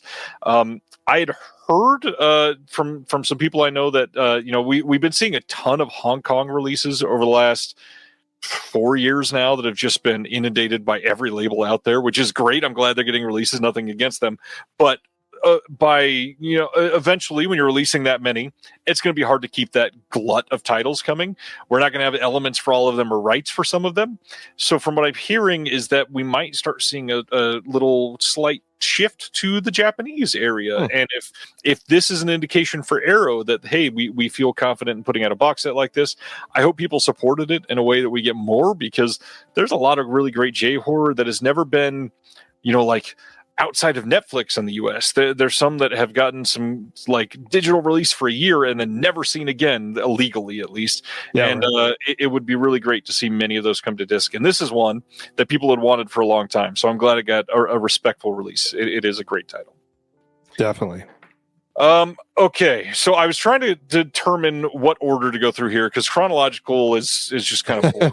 So I wanted to make it fun, but I just happened to still go with the oldest one first, because this is one that I feel like is kind of the granddaddy for me in so many different ways, because it's so surreal and supernatural and weird in so many different ways. But I wasn't going to be able to talk about J-horror without bringing up 1977's House. Nobuhiko I was wondering, yeah. is one of those people, and obviously right now I'm working on like 4 Obayashi titles for Cult Epics, and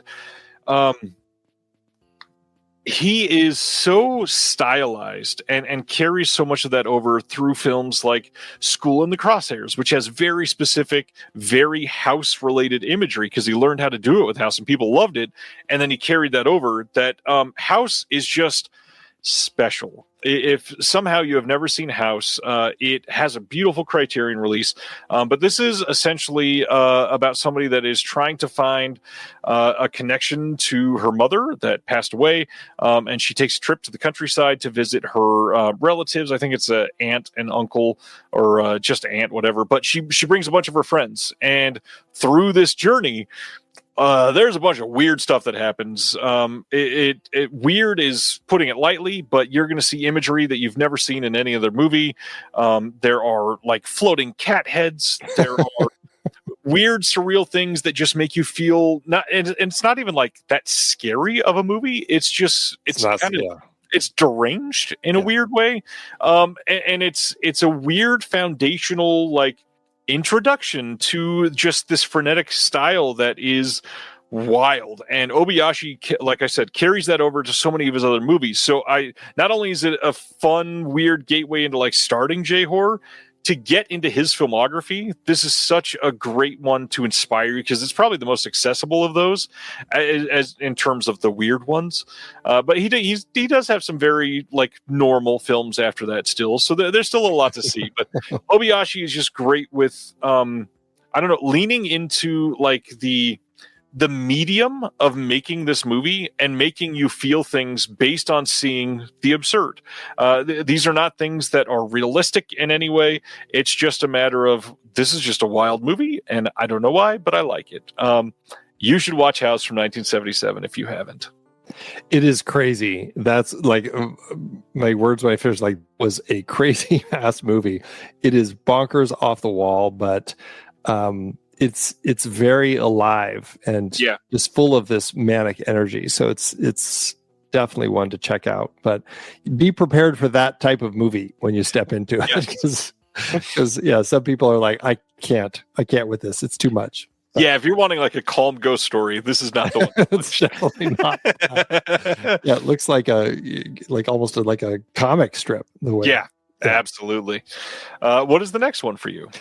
I'm jumping to 2013 with a film directed by Maria Sato called Bilocation, which is, it's an interesting, you can probably call it J-horror. You could probably also call it like psychological sci-fi sort of movie. There's different ways you could look at this, but it's a story about doppelgangers is really what it is. And you have our protagonist who wants to be a painter, and she ends up falling in love and with a man who comes to her door when she moves into the building, and so they fall in love.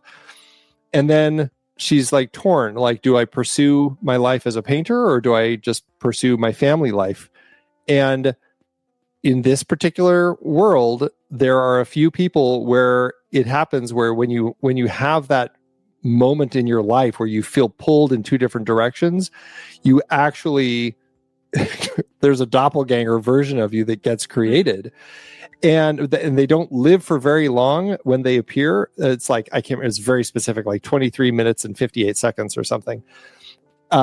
And they have to appear within a certain range of you, but that makes it really interesting because suddenly, and they have like all the same feelings that you do and everything. So if your doppelganger, if you're in love with your husband and your doppelganger appears and sees your husband, then the doppelganger is going to want to be with him. And you end up, if there are two versions of you that have like the same memories and the same desires and everything, which one are you then, you know? Yeah. And the film really kind of starts pursuing that to a point where as you go, you don't even realize that. I probably shouldn't even spoil it. I'll just say it's fascinating the way that Asato chooses to tell the film, because you really start, you can't tell if you should be rooting for the person or their doppelganger. And there ends up being like this whole, like, there's a club of people who get together who are suffering from having their doppelgangers, and they're getting together to try talking about it. This cop has a doppelganger who has pulled into all of his incredibly violent reactions that he can't do when he's on the job because he has to be calm and collected. And so he's split because he needs an outlet for that violence. And his violent doppelganger starts doing some terrible, terrible things. I just watched this. I'm not talking about it on my upcoming show, but I hadn't heard of it, and it was like instantly just like a favorite discovery of mine. So I absolutely recommend checking this one out by location. How'd you see this one? It's on Tubi right now. Shit, I have to watch this movie now. You said the magic word. I adore doppelganger movies, and I've never seen this one, and that sounds kind of incredible. I think you would love this one. By location on Tubi. Great. I have to watch it. Next, one of the first things that sprung to mind when we decided to talk about J-horror is I knew that I had to talk about I think this was the first J-horror movie that I ever saw, and that is Kenji Fukasaku's Battle Royale from 2000. This movie is one that most of you have probably seen. It's been sort of beat to death like Texas Chainsaw Massacre over the last 10 or 15 years with a bunch of different fancy releases. Arrow has got all the blood out of this stone many, many times for sure with their releases. But this movie is still, I don't know, like under discussed since it's so prolific now. I feel like everybody just sort of sees it as a given, even though this movie is kind of a masterpiece. I mean, you take a classroom full of ninth graders, you drug them, put them on an island, and then say, go kill each other. And this movie is so unafraid to hold back at anything. I mean, you have everybody that is willing to take just the craziest of weapons, put them in a hand of a young teenager and say, go kill your best friend. And they do, and they show most of it. Like, this is, everybody joked around that this was the inspiration for the Hunger Games, and undoubtedly this definitely played a big part in that for sure. But it is so much better than the at least the first Hunger Games, because the Hunger Games is so tame compared to this movie. But I mean, the way that you go through the psychological torture of, if you don't follow the rules in this quote game that we're playing, we'll kill you, and we don't care. And they prove that like 12 minutes into the movie. And so the rest of the movie, there's just this underlying boiling tension that is waiting to spill over on the edge of your pot as you're watching this movie. And so with every movement that you like, this kid's about to go around the corner, I'm empathizing with him. Is somebody about to shoot him? It is because of that. It's like uncut gems for me. Like, when I watch this movie, every time my heart rate is nonstop for this entire movie, because there's everything that everything is the enemy. Nothing in this movie is something that you can trust.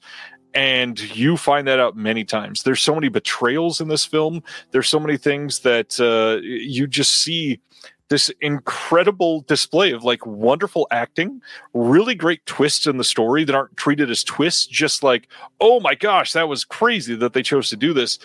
And then, of course, throughout this entire movie, you're watching some of these kids just do the worst things, all forgetting that Beat Takeshi is one of the main stars of this movie, and you've watched him in some of the best movies of all time. Battle Royale is not respected enough, even though, again, it's kind of like ubiquitous for people because it's just always there. Yeah, it's an interesting point. It really does feel like, because of the violent nature of it, that people view it as, oh, it's too much of kind of it's a cult film, or it's like, it's a dark foreign version of Hunger Games, if they don't know which one came first. And you just get this sense that they just dismiss it too easily without realizing where it came from and everything. It's a powerful, solid film, and just the way that these kids have to take on this role in for the method, the reason for the whole thing. I mean, it's dark. It's like a frightening glimpse of some sort of like a terrible dystopian future. And it plays in a really incredible way. So great movie. I haven't seen the follow-up, but I feel like I need to. But yeah, it's a good one. It's worth a watch once. The follow-up it doesn't hold even as well. A mostly burned down candle to the first movie. It is quite disappointing after watching that. It was definitely just, let's try to make some money. Yeah, that's too bad. It happens, especially with horror. I mean, that's a common thing, sadly. All right, your third choice. My third one, this was one that I'd never heard of, and I'm going to be talking about this one on the show. The guest recommended this one because it's an interesting starting place. It's called Psychic Vision Jagan Ray. It is it's a short film. It's only, I think, 49 minutes long. It's like very, very short, but it's fascinating because it's made in 1988 by Teruyoshi Ishii. And we're following a reporter who is doing a story about a new pop singer. And so in most of the construction of the film, you're really looking at a movie that's a documentary of a very specific time in Japanese kind of 80s of the way that these producers and studios create their pop singers. And so that's kind of like what we're feeling, because we're following as this singer is prepping this new song, and it's all about this new song that she's going to sing called Lovecraft. But the mystery here is, like, she's going to sing the song. The producer was sent the lyrics for this song, but has no idea who wrote it. And that's kind of the crux of this. And then the composer writes the music, and we get to the point where we're actually filming the music video, and then just crazy stuff starts happening. And it is a quick film, 49 minutes, absolutely something worth checking out. Mainly because it gives you such an interesting glimpse into that pop singer culture in Japan, and then shifts the whole thing over with kind of a J-horror ghost and everything. This sounds great, and would probably make a pretty fun pairing with one that I wasn't going to mention tonight, but it would be great to see this with Perfect Blue, it sounds like. Hey, there you go. Yeah, this is one, I don't know if anyone's ever released it, but you can watch the whole thing on YouTube. Nice. And short film. I mean, that's the 49 minutes, yeah. This is just happenstance, but I'm going to choose another semi-short film that came out just the next year. One that is fundamental for me with J-horror because, first of all, this filmmaker is one of the best of all time. But 1989's Tetsuo the Iron Man, I felt like needed to be discussed tonight. Now, this is a movie that is kind of hard to discuss because it's just one that you sort of have to experience. Tetsuo the Iron Man is a industrial body horror movie about a man that gets cursed that starts putting metal all throughout his body and living a completely just transformed life as the film goes on, all leading to just a weird ending at the end that, again, you just sort of have to be there to live through the moment of this man turning into Tetsuo the Iron Man. It is a beautifully shot film. It once again feels very frenetic as you're watching it, because like, what the hell is happening while you're seeing this random imagery being here by Shinya Tsukamoto's just beautiful cinematography, and the way that they choose to tell the story is like quiet in a way, but at the same time, like, I don't know, it feels so, and it's obviously a little stereotypical to say it's a body horror movie, so it feels Cronenbergian, but there's something about this that is much more Cronenbergian than other body horror movies, because it just feels so lived in by the time you get to the end of the movie. It reminds me of the feeling of The Fly. Like, you've been there for the entire transformation. You've lived through this guy was just normal human to he is a completely different thing by the very end. And Tetsuo is one of those movies that will stick with you. You at the end will feel like quite frustrated because you've seen so much change and felt sort of invaded, just like our main character is in this movie. It is one that will stick with you for a while. Tetsuo is, again, a little hard to explain, but one of those that pretty much everybody should probably watch at least once. Tsukamoto, brilliant director. I know that we've said Arrow a lot tonight, but the Arrow box set that they did of his stuff is kind of a masterclass in his filmmaking. Some really great extras in there. I think that his films are very specifically Tsukamoto and worthy of his own discussion on its own, for sure. It's my experience was it was a very difficult film to watch because it's like 16 millimeter black and white, so it's very like you think of things like Eraserhead or Pi. Like, it's very stark. It's a relentless pace. There's this pounding industrial score with it, and I was like, this is never going to end. But it became one that was less about understanding what was going on in the story and more just like the experience of it. You know, like, that's kind of where I went with this one. And like when I was a kid, this is a story that's going on. I didn't mean to go into this story, but when I was a kid, I would have, every time I had a high fever, I would have what I have since dubbed my steel wool nightmares, where like literally I was just like, whatever dream I was in, all of a sudden it's like steel wool coming in, just like eating everything around me, and I would just run, and the steel wool was just kind of like keep crunching down on everything around me until it finally, like, I was narrowed down to like a corner of a room or something, and then it would eat me and I'd wake up. Every time I was sick, I had that nightmare, and this movie made it feel like I was reliving those those nightmares. Like, it was a little extra challenging for me, but it's absolutely, like, I mean, to be able to kind of create that visceral experience for me, I think is pretty impressive.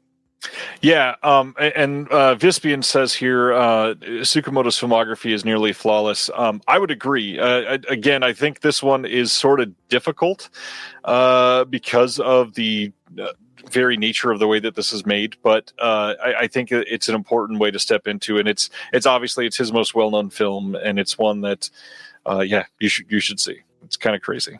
Yeah, it's definitely, you really have to see it. It's just a tough one. Yeah. All right, your fourth film.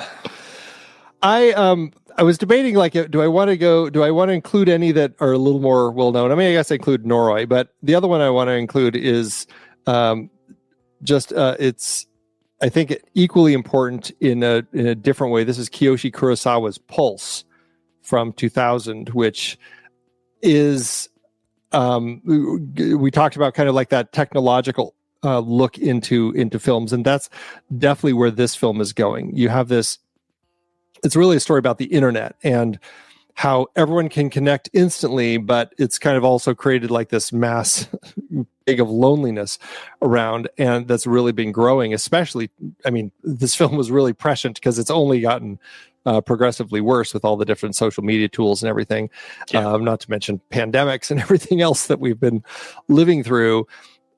This film made in 2001, so the internet wasn't even around for a decade by the time he made this, and it's a story following some like some people who are like kind of starting to like lose people that they like they're just not showing up for work or something, and like they go over to their house to figure out like what's going on, and they're there but they're kind of not there, and it's very slow paced. If you know Kiyoshi Kurosawa's films, definitely kind of that slow paced, very kind of like mood horror, and that's what you get here. As like you're talking to somebody, and then they kind of go into the other room, and you follow along after a few minutes and find that they've hung themselves. Since it's like, wow, okay. It just kind of, and it keeps going from there as people are kind of getting more affected by this, and it's growing also, which is the other thing. It's a fascinating film, and it was.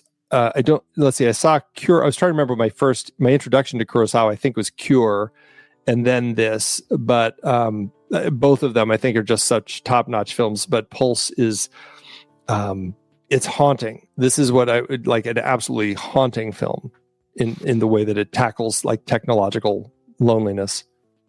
So I must admit, I've been dying to see Pulse for quite some time. I have stayed away primarily because I did not like Cure. Oh, interesting. I don't know why. I'm probably wrong. I understand. I mean, obviously everybody loves Cure and worships it. For some reason, it just didn't land with me.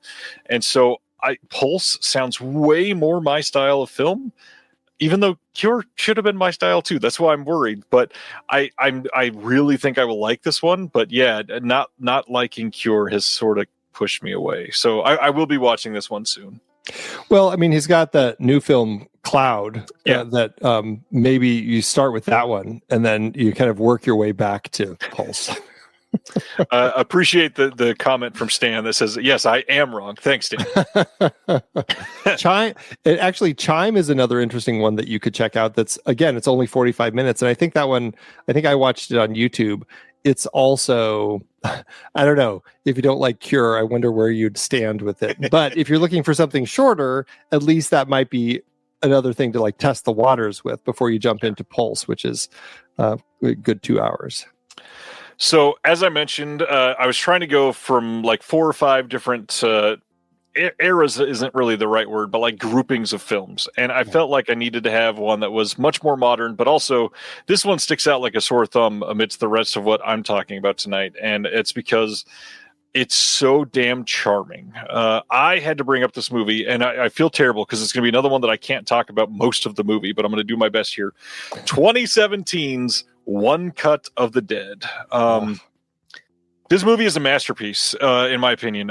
This is a movie that if you are ever somebody that's ever played around with the video camera at home or had the dream of making short films with your friends or watched movies and immediately said, I want to be able to make a story like that one day. One Cut of the Dead, I feel like, is one of the most consistent modern movies that when I watch it with other people, we walk away going, do you want to go make a movie right this moment? Because my God, I am supercharged. One Cut of the Dead is a zombie movie about a bunch of individuals being attacked in this abandoned warehouse. You see them fighting off the zombies and trying to escape. And it's a film that is still feature length. It's not like an extra short film, but it flies by because of the way they tell this story. And you are completely turned on your head partway through this film to find out that the movie that you thought you were watching is not the movie you were watching at all. For those that have never seen One Cut of the Dead, that is a frustrating way to explain this, but please do not go watch a trailer.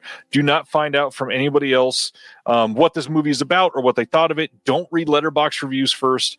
Go watch this movie and know nothing about it.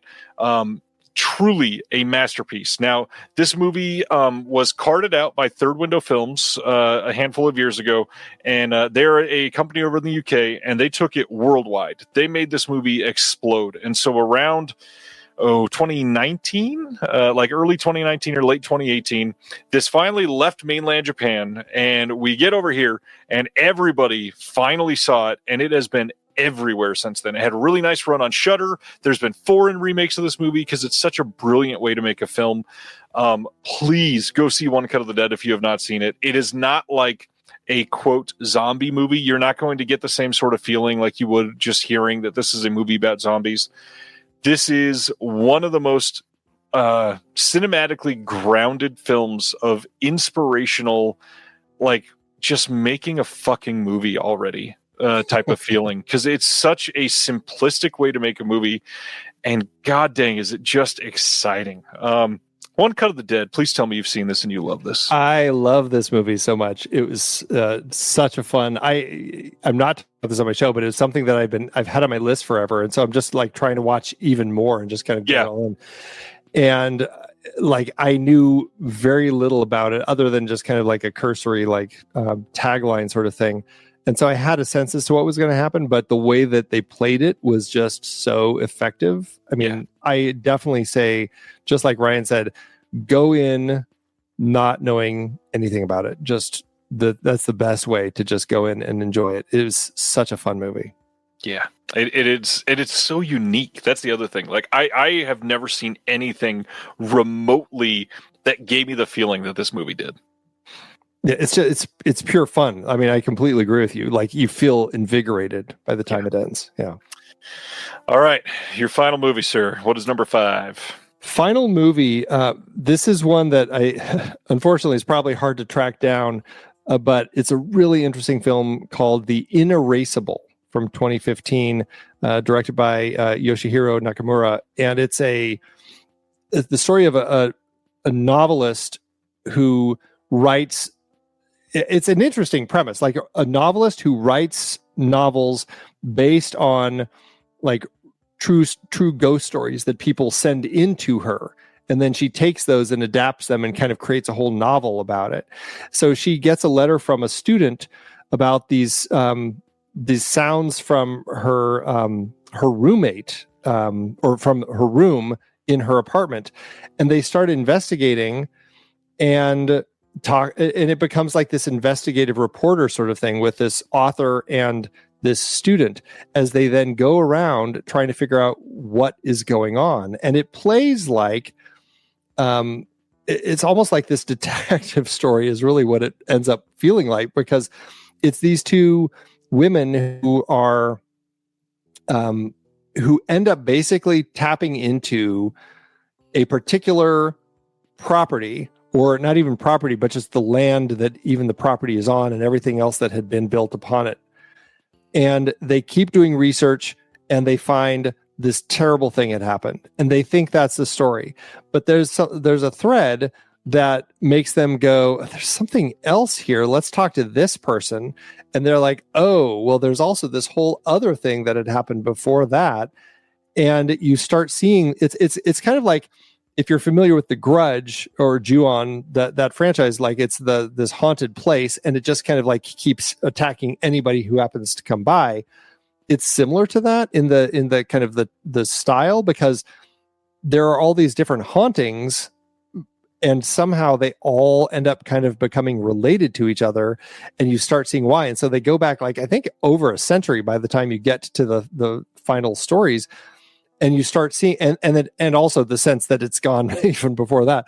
But you get this sense that, and this is something I find with these J-horror stories, is the sense that something doesn't just go away, right? Yeah. You can't just solve it like in an American horror film where you're just like, oh, I found this piece of jewelry that proved that this person was incriminated. This is the incriminating evidence we need to prove that this person killed that person, and now the ghost is free.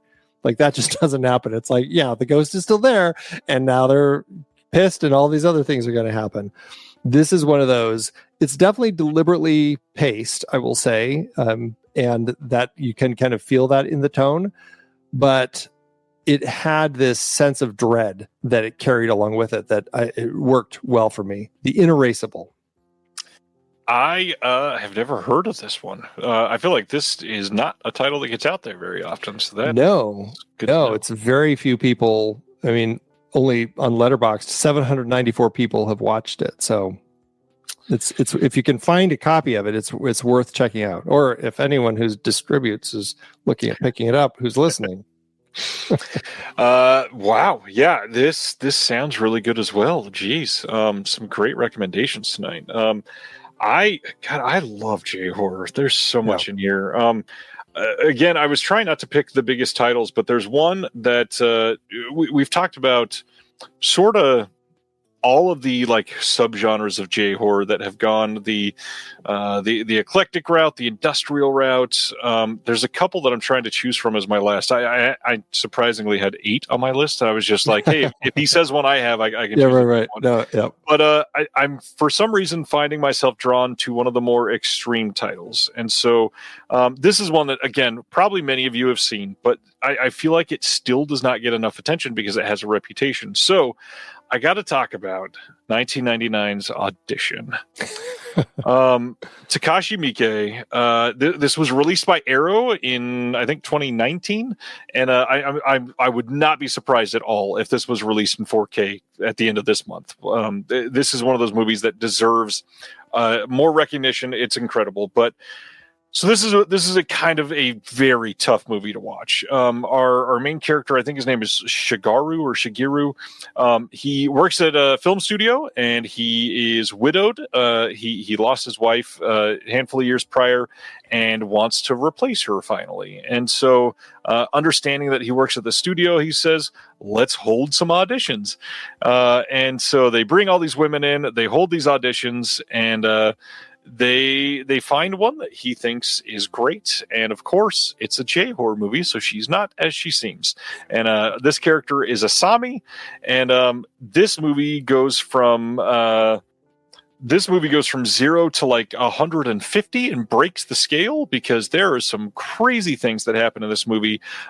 There's some very effective like pretty extreme gore shots. There's a really great scare in this movie that I don't know. It's, again, this is a really popular movie, so I'm sorry if I'm spoiling this for you, but it will still be effective if you haven't seen it. There's a scene where you see this person, Asami, like preparing some things, and in the background you see like some stuff behind her, and then eventually you realize that's a garbage bag on the ground that eventually moves, and it's not the forefront of this scene. It is captured because Takashi Miike has directed like 194 movies, so he's kind of good at it at this point. He's got this framed in a way where she is like your sole focus, and you finally realize that this is like just some garbage behind her. But when that moves, it is such an unsettling, under your skin, creepy moment that I will live with that moment and that feeling for the rest of my life. Yeah, there's a couple very famous scenes like with piano wire in this movie, and some stuff that will acupuncture needles. Acupuncture needles are pretty intimidating. This movie is very, very effective in its actual horror here, which I understand. A couple of mine, I've leaned away from that, from the industrial side, and then One Cut of the Dead. So yeah, had to really lean in. This is one that people are like genuinely terrified of. This is a very effective Takashi Miike film, probably one of his most seen, obviously, but one that does not discuss in the in the pantheon of J-horror as a whole. It doesn't seem to get its due because it's not like quote unquote stereotypical like your Ju-ons and your Ringus, and it is a really, really well made movie. And also, came out in 99. It was never going to be able to stand out when it's literally discussed as one of the best years of film ever. And most people are watching 178 other masterpieces that year. It is so great. And if you can get through some of the extreme stuff, it is competing with your Irreversibles and your other films like that are disgusting and terrifying and crazy, that absolutely are masterpieces, just like Martyrs, like we talked about earlier. It's deeply philosophical, deeply psychological. It's a damaging movie. It is a movie that you will probably think about for 2 or 3 days after watching, at the very least. Tell me how you feel about Audition. What's so fascinating about the film is that it doesn't set itself up as what it ends up being, right? And right. Like, you start the film, like, this is why I think it works so well. And this is why, honestly, the bulk of the art that goes along with it really kind of pisses me off, because it kind of it gives so much of it away, and you don't need to do that. It sets up a film that feels like it starts kind of as a drama, and then it shifts. Okay, I think we're going to go into kind of erotic thriller territory as we get to that point where they're at the resort and he wakes up and she's gone, right? And it's like so you feel like, okay, now we're going to get into like the Basic Instinct erotic thriller thing that where the rest of the story is going to go, and it doesn't. And I think that was such an interesting way to kind of like shift the story into such a dark way. It's such the opposite of that, because I mean, the whole first half of the film, we're looking at like the destruction, like how destructive men be in relationships and the power that they wield over women, right? Like that's really what so much is going on in the story. I mean, it's disgusting how these men like set up, let's do an audition and find you a new wife. Like, it's like horrifying. Like, these people are the worst. You kind of like want what happens to happen later. But then it gets into like everything else. And I don't know, it's just like, it's kind of the result of the way that they behave. And I don't know. I found it to be a really effective build for me. And man, it is a film that I will not forget, particularly her lovely lilting voice. Yeah. Which is deeper, deeper, deeper, deeper, deeper. It's like, man. Oh, I need to rewatch Audition. It's been some time. This movie sticks with you. Like, I understand, people earlier that were saying they can only watch Martyrs once. This is one of those movies for a lot of people. God, I love this movie. And I think I don't know, there's something about K-horror that has always been just top of the list for me. But if not, like, this movie would be competing up there because it is so great. I love this movie. Yeah, it's an easy one. What are some other ones that you consider talking about tonight? Suicide Club was one that was on my list of things to talk about. I mean, and you mentioned like we're trying to avoid all the big ones, like all the Ju-on, The Curse, and Ringu, and all of those. But I had in the realm of Shimizu's films, I wanted to watch the whole trilogy before we had our conversation, but he did a trilogy more recently that's based on like urban legends, and they're all urban legends around particular locations. And the first one's called Howling Village. That's the only one I managed to watch, but it wasn't as good as I was hoping it was going to be, but it was still really fascinating. So I mean, that's like an interesting trilogy of Shimizu films that you can check out. It's like the Curse, can't remember, it's like the Cursed Village trilogy or something like that, but Howling Village was an interesting one. I was debating about there's another Mari Asato film called Under Your Bed, which is a dark film about, it's a weird film because it's about abuse, and a woman who's stuck in a very, very physically abusive, mentally abusive relationship, and a man who loves her from the outside and realizes what's happening, but it's in the weirdest way possible because he's stalking her and has cameras in her house and everything, but he loves her. It's a weird one. It's a very weird one, but it's an interesting one for sure. So I don't know. Therethere's a wide variety of things to choose from. What about you? The only two that we haven't mentioned at all, I had a couple of those ones as well. The movie Versus, which is not really a horror movie, but it definitely has scenes that are very rooted in horror. It's a weird kind of amalgamation film. It's from 2000, directed by Ryuhei Kitamura, and the story behind how they had to make this movie will explain to you why the movie ends up the way it does, because essentially they would film some, and then they had to go like earn money to film the next day, and sometimes they didn't, and so they had to go do things for like 3 months and then finally get stuff together to be able to film those next couple scenes. There was one time they were filming on a mountain and essentially got kicked out of that area and had to go find a similar looking place on another mountain to keep filming. And it ends up being like this weird mashup of like 5 different genres. There's like some martial arts aspects. There's some action epic type of scenes. I really, really enjoy Versus. It's pretty damn great. But the main one that I feel awful about not being able to include, and it's because it's got some of the best names in all of horror history. Well, not even just horror, but just Japanese cinema. And it's not one that has a really great HD release. So I'm going to do my best to try to speak this into the ether now. 2004's Three Extremes. Anthology horror with some of the best names, like I said, ever. Fruit Chan, Takashi Miike, and Park Chan frickin' Wook. You've got dumplings in this, you've got cut, and you've got box. 3 different stories that are piled together in a really unsettling anthology that will mess you up. Good word for it. Yeah, unsettling is probably not even strong enough. There's one story in particular that I had people walk out of the theater when I saw that one. Yeah. Woo. Yeah.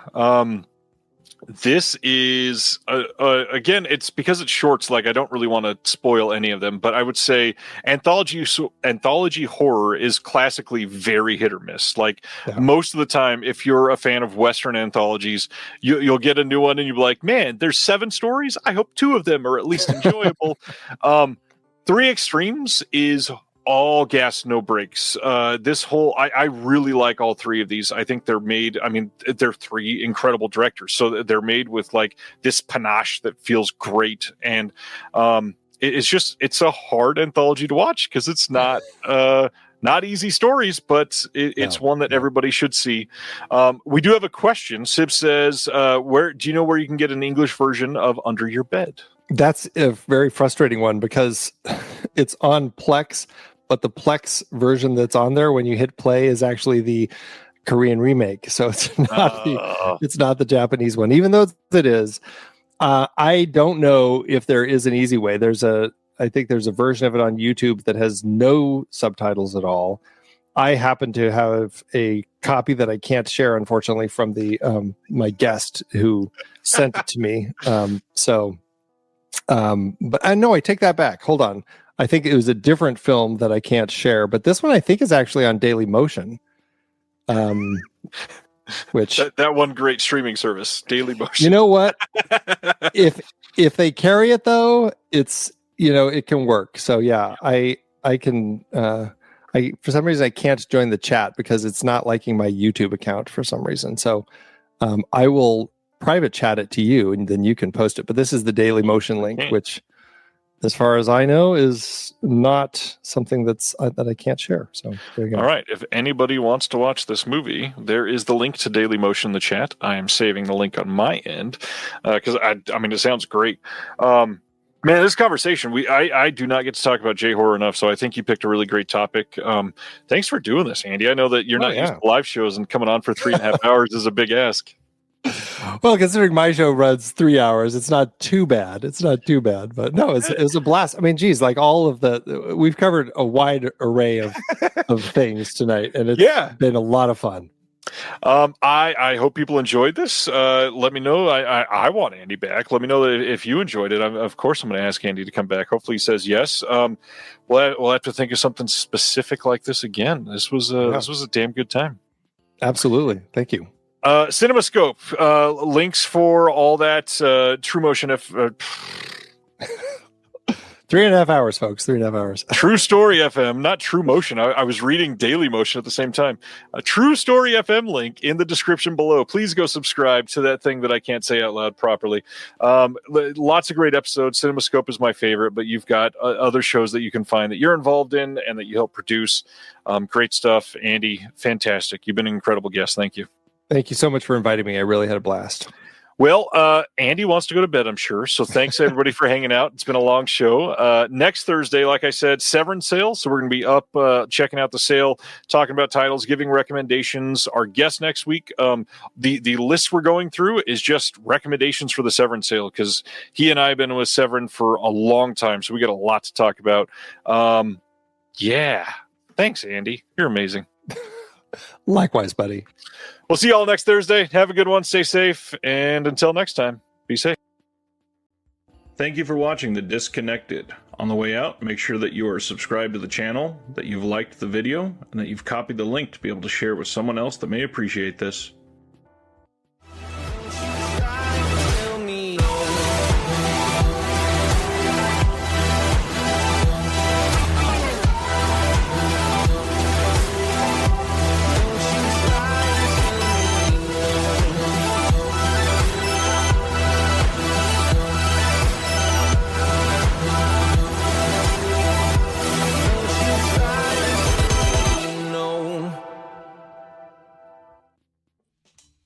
Do you love movies? So do I.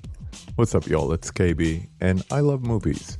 Inviting you to listen to The Conversation, a film podcast where passion meets perspective and opinion.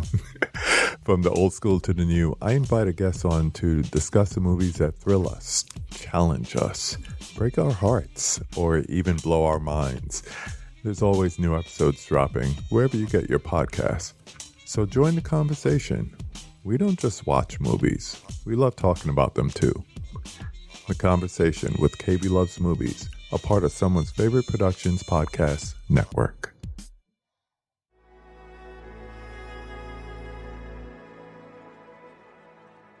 Thank you for listening. To hear more shows from the Someone's Favorite Productions podcast network, please select the link in the description